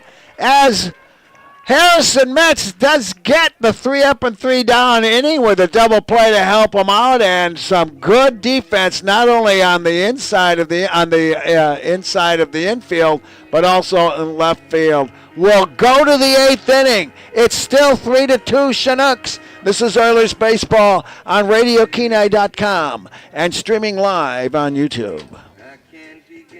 Well, we thought it was Bottom of summer, the 8th. Not the best weather What for did I playing. say? Go to the It's 8th. just Okay. getting things done. Yeah, we are in Families the 8th. Considering a vasectomy, Right, now's the yeah, perfect time. Nothing like rainy Well, how days about or that? something. 8 innings pitched. Both He had pitchers. 8 1/3 coming into this game. Take care of this now. Now look at this. I want you to bring that up, okay? Riddle, Come in your favorite season. look at his last few innings. 12, 14, 7, 8 for his pitches Surgery in those last few innings.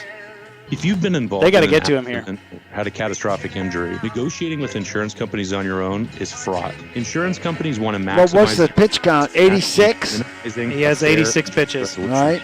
They don't want to pay And for your Metz now, They don't want to pay for your lost 93 work. plus Don't 4 pay for your or suffering. 5, Insurance 98, negotiators, 101, try to 102. 102 at every turn. It's We important. do to have somebody warming up now. you deserve. At Is that Earhart Palmer? Elgin Cooley, we can help you No. get that fair and true value. Bob Bird and Nick Sorrell, as now going for his 8th inning, is the rubber-armed Nate Riddle, who is now at 86 pitches. That's brought to you by Everybody Rides. Give them a call at 260-3053. They're at the corner, the big corner at K Beach and Poppy Lane, 260-3053. But who's warming up in the Oiler bullpen? Well, that's going to be our current designated hitter, Ty Thomas. We've seen him come in as a position player to pitch a few times now. Nick Costello will lead off. He could tie it up real quickly here if he gets on base and does some mad dog running. He's done that before. He's 1 for 2. Here's the first pitch to him, and it's a strike at the knees. Costello fly to center, singled in the third, and walked and stole a base in the fifth. Here's the pitch to the big center fielder, ground ball to the shortstop. He's got it gobbled up. Rover makes the throw, pulls him off. He's safe. Oh, the first baseman, Mance, was pulled off. Costello avoided the tag and kind of stumbled across the bag. And we've got a safe on an error. I'm going to say that's E6. Oh, yeah. Yeah, that's definitely error on the shortstop. That throw, he had lots of time to make it. I know Costello's quick, but that one pulled the first baseman, Mance, up the first baseline. Might be a wet ball, but there's a runner on first with nobody out, and it's going to bring up Leighton Helfrich. He's 0 for 3, and he's overdue. And we'll see what Costello does. Watch for him to go here. And they're showing bunt, and in comes Matheson. The bunt is on the first base side. They are going to let it go foul. Oh, they let it go 2/3 of the way. And he'd have had himself a hit if it had stayed fair. Very difficult as well. You don't want to kick the ball on your way to first base. Nice bunt. It went foul, but it was well done. Strike one to count to Helfrich. And they were expecting it, of course, at the third base side. Now you could try for that push bunt, but that with a right-handed pitcher may not work. Let's see if he's going to bunt again. Here's the stretch. Long set. The runner goes. It's a hit and run. And they get him at second. They're going to try. They double clutch. He beats it out. I think they called Costello out at second, but they called him safe. What happened over there? They called him safe. He slid in. He just beat the throw? Alvarado, it's covering second. The umpire says he beat the throw out, and the shortstop who took the flip from Leonicio hesitated, I think, because he was shocked. He thought he got the out, and that hesitation led to the throw being late to second base and Helfrich being safe. So now the Oilers what do you want to call that? Is there an error on the play? It did come into the first baseman. I knew that he already had it beat. So if there was an error, it would be on the shortstop. But I don't know if you can call that an error because he didn't bobble or anything. It was kind of just a hesitation. Costello beat the flip. Yep. And they missed the double play, and it's going to be a fielder's choice for Helfrich. We'll just take it anyway with runners on first and second and nobody out here in the eighth. Bad break for the Chinooks, frankly, as the error okay for the Costello. That one was, did you see it as Costello having beaten the throw? From up here, I thought the throw beat him. Yeah. But, that I'm not down there. Maybe somebody missed the bag. It is possible. All right, here's Mike Elko. He's 1 for 3, a single. And the Oilers here with a chance to tie and maybe take the lead. There's nobody out with runners on first and second. Whoa! No balk there as the shortstop broke for second, and the pitcher was late in understanding that. Now let's see if Elko's going to bunt. They're expecting it. Both corners are in tight on the grass, and he's showing bunt early. A pickup play, throws it into center field. Costello's going to try for it. Here's the throw, he's safe. Oh, my goodness. What a mistake there by the Chinooks as the pitcher fired the ball over the head, and the center fielder had a chance, but Costello did not realize what happened, and then he was off to the races. Well, the wheels are coming off for the Chinooks here in the bottom of the eighth inning. 2 errors allowing the Oilers to get 2 runners in scoring position with no outs. E1. Don't need a bunt here from Elko. There's that ball that bounces in. And let's add those 2 errors on the Chinooks. My goodness, you said it best, Nick. The wheels coming off here. The Oilers have not earned a single thing with an error, a fielder's choice, and an error, but we've got 2 runners in scoring position. We're trailing 3-2. Here's the pitch. It's a ground ball. They didn't bring the infield in, and that's going to tie the game. They elected to keep the infield at standard operating procedure. I don't understand that one at all when you're nursing a 1-run lead. And Elko on a 4-3 putout has himself an RBI. I think they did that because the runners were at second and third. And so anything that gets past a infield that's in on the grass is going to give up the lead. Well, they've got it pulled in now as the Oilers have tied the game 3-3 on an unearned run. And here is Cole Nackreiner. He's hit the ball well. Here's the pitch, and it's outside for ball 1. He has grounded to second, flied to right, and grounded to third. He takes a pitch there. That's unusual. It's ball 1. Right-hander on right-hander. He's got a chance to make an impression here. Here's the pitch, and it's a strike called at the knees. 1-1. In 4 at-bats, that is now the 6th pitch he's seen. A sacrifice fly will be just Jim Dandy here. Runner on third, and 1 out. Here's the pitch to Nackreiner. It's way outside.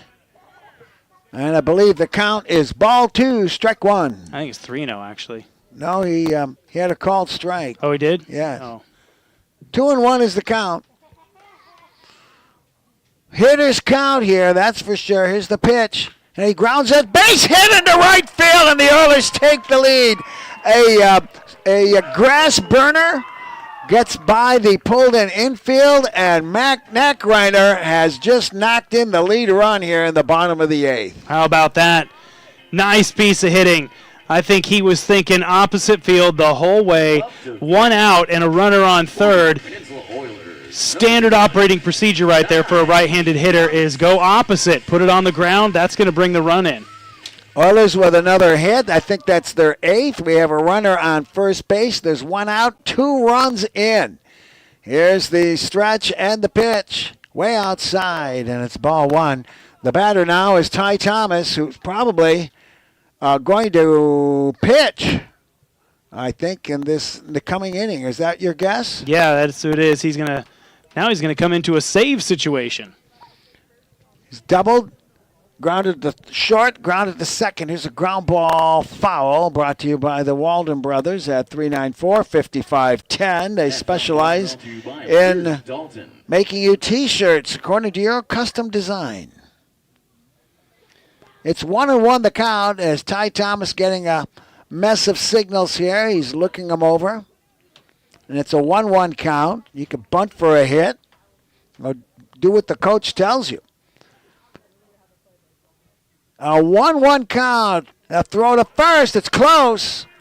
And it's very close. And he gets the safe sign.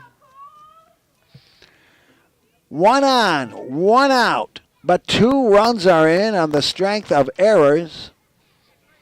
Yeah, the error bug biting the Chinooks the way it bit the Oilers in the 5th. 1-1 the count. Here's the pitch to Ty Thomas. Runner going, swings and misses. They double clutch, and they get him at second base.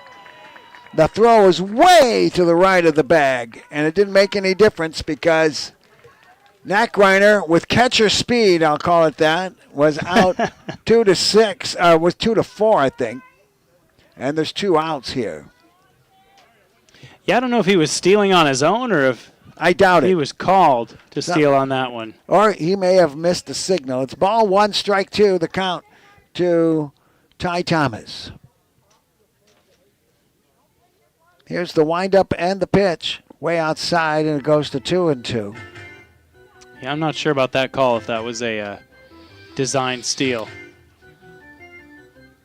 I guess 2 outs. I'm gonna make a guess. It's really tough to pick up signals and what you call the indicator. Here's the 2-2, way outside. It's 3-2. I'm just guessing, of course, but he may not have completely understood a bunt sign from a hit and run or a steal.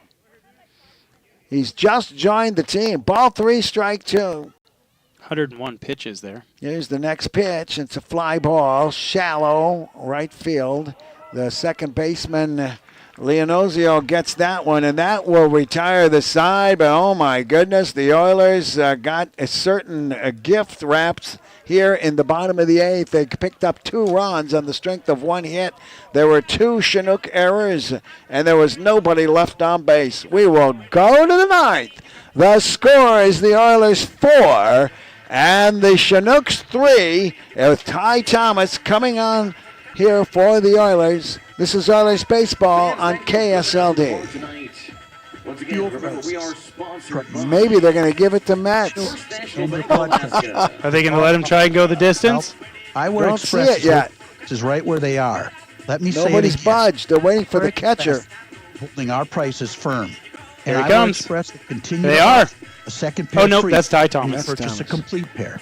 Get So a the second line on him is going to be 8 innings I'll let you read it off. Iowa Okay. Express, located in the Peninsula Center Mall. 2 hits, 3 Soldotna, runs, 2 earned, 9199. 3 walks, 2 I'll pick up strikeouts. Ty's stats. Audio, automation, and lighting. Located inside Kobuk Valley Jade Company has a wide selection of high-value speakers and audio cables to improve the quality of Took your the life. loss the last time he came into pitch. Yes, I know Especially he as our did. summer light gradually wanes and the fall season approaches. You should stop Well, in I'm and not talk sure to it's a Bob good about your choice, sound but alert, your lighting you and read control the line on Mets. I'll read it on Thomas. quality sound and great lighting. Found inside Kobuk Valley Jade Company, 10 to 6, Tuesdays through Saturdays. Well, we're in the 9th inning, and the Oilers with 4 runs, 8 hits, 3 errors. The Chinooks, 3 runs, 2 hits, 3 errors. What a job Harrison Metz did. And let's get the line on Harrison. Yeah, absolutely phenomenal job by Harrison Metz tonight. Coming into this game, had thrown 8 1/3 innings. In this game alone, went 8 innings, 3 runs, 2 of them earned, only gave up 2 hits, struck out 2, walked 3, and hit 3 batters. So aside from the 6 free passes in the form of walks and hit batters, he never outstanding panicked. game. He never panicked. Never. He gave up a second inning bomb, 2-run bomb to Segara. He never panicked. And Harrison Metz has won me over. And a really, really courageous effort. The new pitcher now is Ty Thomas. He's going to make his 5th appearance. He's pitched just 5 innings. And his line is, let's see here. Well, a blown save, I'm not quite sure. But they don't have him down for any pitcher of record. He's given up 4 hits, 5 runs. 2 of them earned only. 3 walks and 3 strikeouts. He's got a tall order here as he's going to face 6, 7, and 8. Duran, Segara, and Mance. The Oilers leading by 1 slender run. Let's see if Ty Thomas, the right-hander, can close the deal for the Oilers. The Oilers have Elko, McElpatrick, Groupie, and Forshea. The infield 3rd to 1st. Ujimori, Costello, and Helfrich. The outfield left, center, and right. And the first pitch by Thomas is a strike. And it's strike 1. Now a battery of Thomas and Nackreiner. And Nackreiner with the lead RBI in that last inning. It was a clutch hit. Here's the pitch by Thomas. And it's a ground ball up the middle. It's going to be a base hit.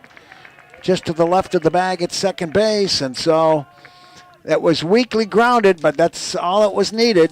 And Duran has himself on base with nobody out here in the 9th. The Chinooks' first hit since Segara's home run in the 2nd inning. Wow. Here comes Segara.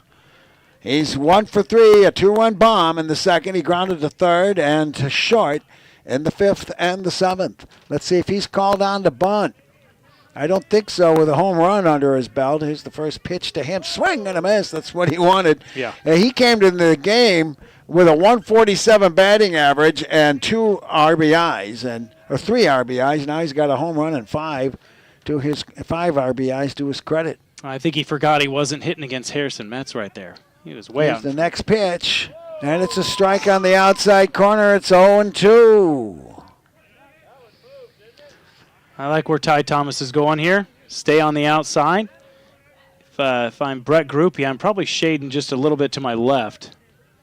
0-2 is the count. Ujimori's playing deep in left field. Here's the pitch. It's a ground ball to the third baseman. He takes it in the breadbasket, fires across the diamond, and gets the out as he was handcuffed a bit and got that ball out. And it has the effect, however, of the sacrifice bunt. A good at-bat by Segura. And that puts Duran, the tying run at second base, with just one out. I have to tip my hat to Michael Elko on that one. I think 7 times out of 10 with any other third baseman, that's going to be an error. I mean, that one hit him right in the chest, missed his glove, and he didn't panic, sure hands, kept it pinned up against his chest, looked away from second, and went straight to first for the out. All right, Logan Mance is the batter. He's 0 for 3. He grounded to short, popped to first, fly to right. Here's the pitch to Mance, and it's a foul ball off to the right. That's Walden Brothers foul ball. Go to their website at www.waldenbros.store. All right. A runner in scoring position, 1 out. We're in the 9th inning, and the Oilers lead 4-3.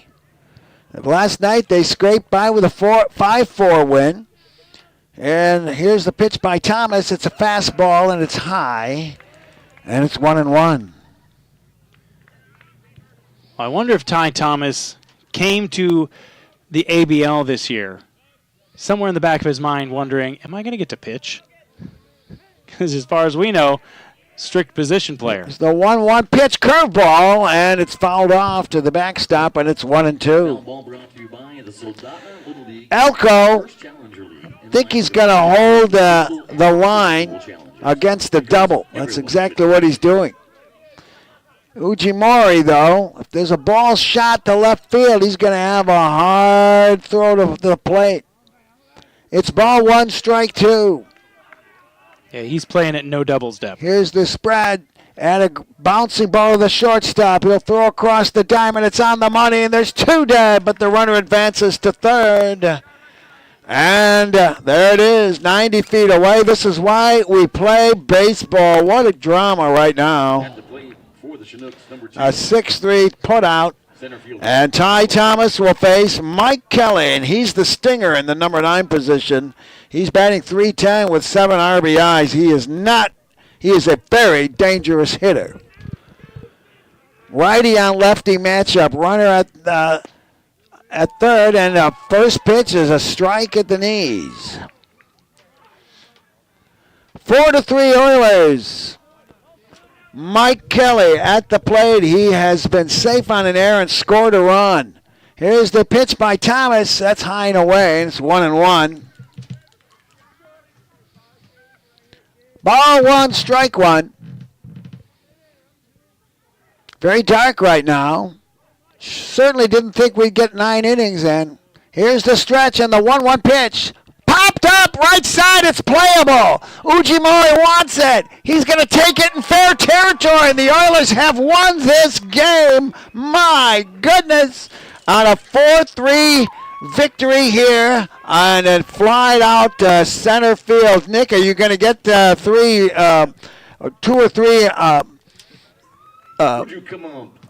guests to the booth here? Let's see if we can't get Harrison Metz, obviously. I'd like to see Owen McElpatrick up here with the home run. And then also Ujimori, maybe. Ujimori because of the defense. All right, this final score, the Oilers 4, the Chinooks 3. Let's break for the postgame show brought to you by Peninsula Community Health Services. This is Oilers Baseball on ESPN 1140. When you've been involved in an accident or Bryson Ujimori.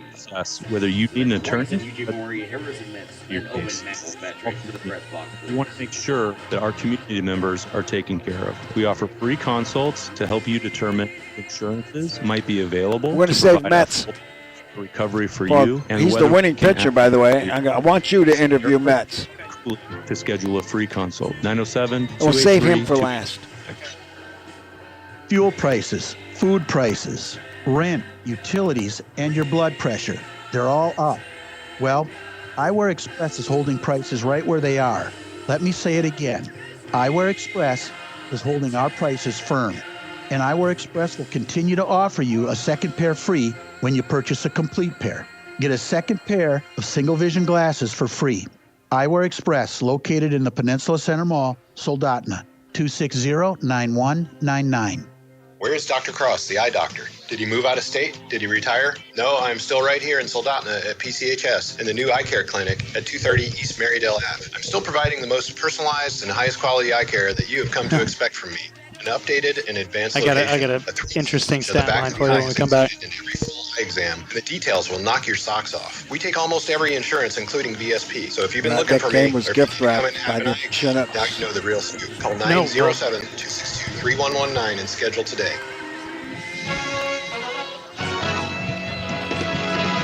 And now, it's time for the post-game show on ESPN 1140 and 96.9. Brought to you by Peninsula Community Health Services and The Best Shop. With game recaps and on-field interviews, let's return to the field on ESPN. Well, the Oilers have locked themselves into the ABL playoffs with tonight's victory. The Oilers 4 runs, 8 hits, 3 errors. They stranded 6. And the Chinooks 3 runs, 3 hits, 3 errors, and they also left 6 on base. The winning pitcher was Harrison Matz as he went 8 innings, gave up 3 runs, 2 of them earned, 2 hits, just 2 hits, 2 strikeouts. He hit 3 and walked 3 and put men on base every single inning unless they were erased by a double play. The losing pitcher, Nate Riddle, and he was equally impressive, Nick, wasn't he? Yeah, so actually I got to tell you something here. So listen to the comparison on these two pitchers. So you have Mets came in with a 10.80 ERA. Riddle came in with 6.09. Mets throws 8 innings. Riddle throws 8 innings. Mets, 102 pitches. Riddle, 102 pitches. Oh, my goodness. Mets, 2 runs earned. Riddle, 2 runs earned. What a game. What an incredible game. Almost gift wrapped by the Chinooks there in the 8th inning. And we're going to talk to some of the Oiler players when they make their way up here.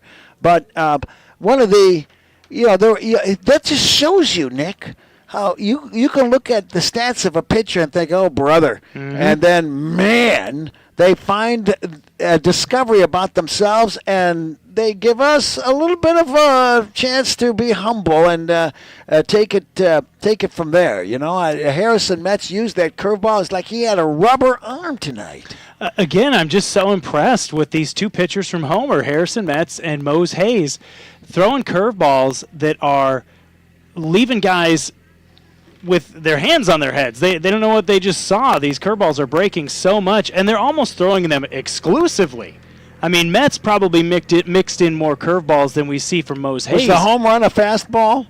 I'm not sure. No, I'm pretty sure it was on a curveball because every single time Segura came up to the plate against Metz after that, every curveball he was swinging like he was trying to hit it to the moon. Okay, so we're going to take a break here. When we come back, we'll probably have 2 or 3 Oilers here in the booth for a post-game interview. You're listening to the Peninsula Community Health Services post-game show. They support your health and offer medical, dental, eye care, and behavioral health services. Go online at pchsak.org or call them at 907-262-3119, 262-3119. We'll be back with more of the postgame show after this word. It says Oilers Baseball on ESPN 1140 and streaming live on YouTube. Need a break from all the traffic and long hours processing fish? All the staff at Kobuk Valley Jade Company would like to invite you to stop in and see their locally made Alaskan jade products and their vast selection of Alaskan-themed souvenirs. They have beautiful jade home decor products, jade jewelry, t-shirts, mugs, hats, Alaskan artifacts, jewelry and gifts from a variety of local artists. They also have a children's corner if you need a quick birthday gift or a gift for a newborn. Kobuk Valley Jade Company open 10 to 6 Tuesdays through Saturdays, 735 Sterling Highway. From school to home, Hot Rocks Asphalt Paving is available for your job. If you need to get Uji, you're first. This summer, call Hot Rocks Asphalt Paving at 907-420-4729. Todd has over 20 We're going years to talk about your of defense, too. experience and ensures the job is done to the highest level possible. Whether you need a driveway, a parking pad, a sidewalk, or a parking lot paved, or just need repairs to your current asphalt, Hot Rocks Asphalt Paving can do it. Call 907-420-4729 or find them on Facebook. Hot Rocks Asphalt Paving. Here we come. Are you craving a fiesta that's Nope, tasting not like a pinata full of tacos? Look no further than Senior Pancho's Mexican Restaurant. Step into their lively cantina and dive into a flavor fiesta that'll make your taste buds dance to salsa. Picture this. You're sitting back, sipping a margarita. I was way closer to that wall than I thought. But hey, they're not just about the drinks. Senior no. Ultimate Sports Headquarters. Catch all the action. I was afraid I was just going to run right into the wall. Proud supporter of Oilers baseball, located on the Sterling Highway in Soldotna. Senior Pancho's Mexican Restaurant, where every bite is a home run and every meal is a party. Olé! Bob Bird and our guest, first of three, I hope, is Raisen Ujimori. Raisen, what a game you had. I was shocked. I thought you had a line drive single. And with wet grass, that thing went to the wall.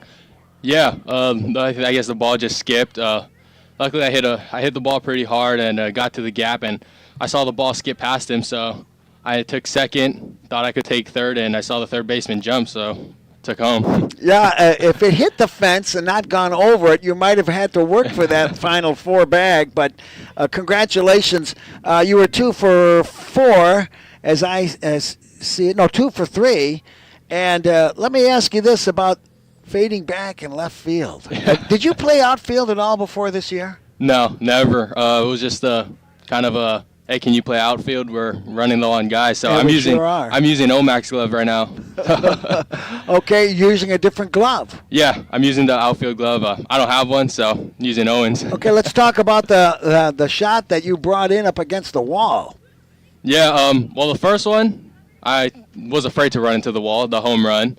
And then that one, I was afraid I was going to run into the wall again. I'm not going to lie, but Costello told me I had a little bit of room, and I felt myself on the So he was talking to you while you were out there. Yeah, he was letting me know I had room, so I felt myself hit the warning track, and just as a precaution, didn't want to hit the wall. Whoa, man. So that was really a nail-biter right there, and congratulations. You had another great game, Raisen, and we've had you up here now 3 or 4 times. It's a good indication. You're really growing as a player. Thank you. Appreciate it. Okay, let's hand the mic next. If you can get Mr. Metz up here, tell him he just got here. Great. Owen McElpatrick is going to take the headset next. Owen, wow. What were you facing? This guy was a tough pitcher. What were you facing in the pitches variety? I got a lot of fastball slider, maybe more slider today, just because I had success against him last time early in the game with fastball. So, I mean, he worked me pretty well, a lot of sliders today, and kind of kept me on my toes. So. All right, so what did you hit, a slider or a fastball? My first at-bat, I got a slider that I hit through the 5-6, and then got a fastball up, which was what I was looking for after a breaking ball in my second at-bat. So. Did you know it was gone? It's dead calm. We could tell right away here. Also, the home run by Segarra, we could see. Yeah, I mean, I felt it. I thought it was going to go, and then I remembered that the ball doesn't usually fly here, and there's not a lot of home runs, so I kind of second-guessed it, but as soon as I was going around first, I knew it was out of there, so that was nice. We kind of got a gift wrap there in the 8th, didn't we? Yeah, that was we got pretty lucky there at the end, and guys just fought till the end. Let me ask you about the play at second base.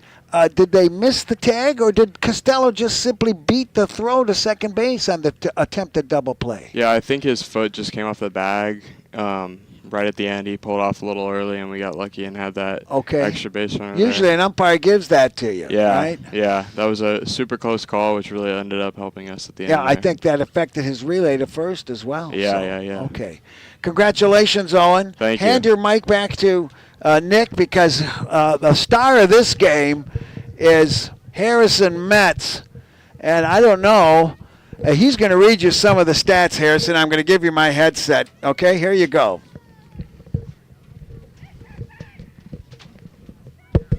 Harrison, first off, let me congratulate you on a fantastic game.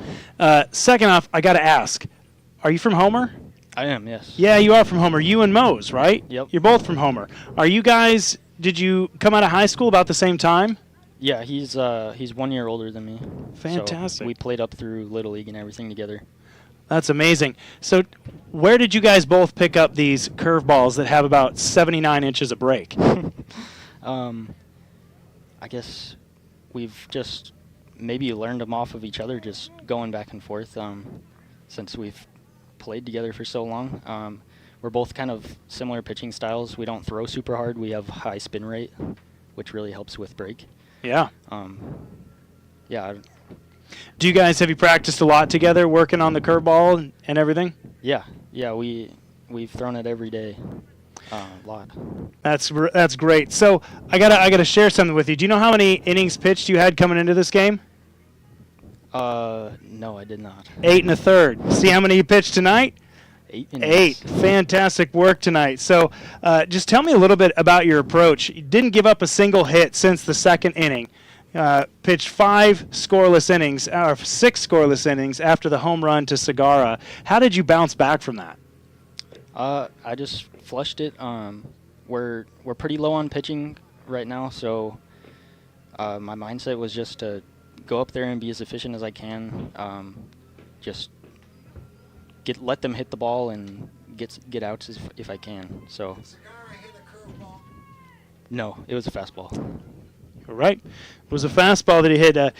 Bob asked if the home run pitch to Cigar was a fastball or was a curveball, and it was a fastball. So tell me a little bit. I think it was the 5th inning where they had a man on first to start off, and then you had the great defensive play by Ujimori. So you had some good defense behind you, but you never wavered. Tell me about that inning, kind of what that up and down was like for you. It's great when your defense is there, but to back you up, and it really shined tonight with lots of great plays. I was really able to trust him. Didn't have to do too much with the ball. Just get weak contact, ground balls, fly balls, whatever. Well, Harrison, let me congratulate you on an amazing outing tonight, picking up the win, and thank you so much for coming up here and talking to us in the booth. That's Harrison Metz, the winning pitcher. Congratulations. You can go ahead and hand your headset back to Bob.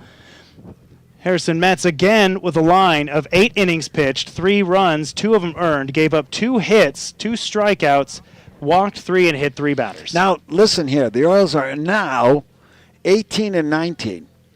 If they win these last 2 games, they're going to have a winning season, and that would really be a great way to enter the playoffs, wouldn't it? Entering the playoffs on a 4-game winning streak? If they win a 4-game win streak, and with putting yourself back in the win column, over 500. I got to say, the margin of difference between first place and last place in this league is so infinitesimal that I don't think any team can go into this, whether you're the Miners who are in first place or the Oilers who will be at 4th. As a heavy favorite. Yeah. Yeah, right. Wow. Okay. Now we're going to wrap things up here. This is the Peninsula Community Health Services post-game show offering medical, dental, eye care, behavioral health services. Give them a call at pchsak.org or call them at 907-262-3119. All right. Now, the 2 teams will be back here tomorrow at 6 o'clock, God willing, and the creek don't rise, as they say, because there is some rain, but they are covering the infield, and it did the job. I did not think we'd get this game in, but we started an hour and 15 minutes late and got a full 9 innings in. Once again, the final score is the Peninsula Oilers 4, the Chinook, Eagle River Chinooks 3 for Race back at the studio. And Nick Sorrell, this is Bob Bird saying thank you once again for letting my voice be your eyes. Good night, everybody.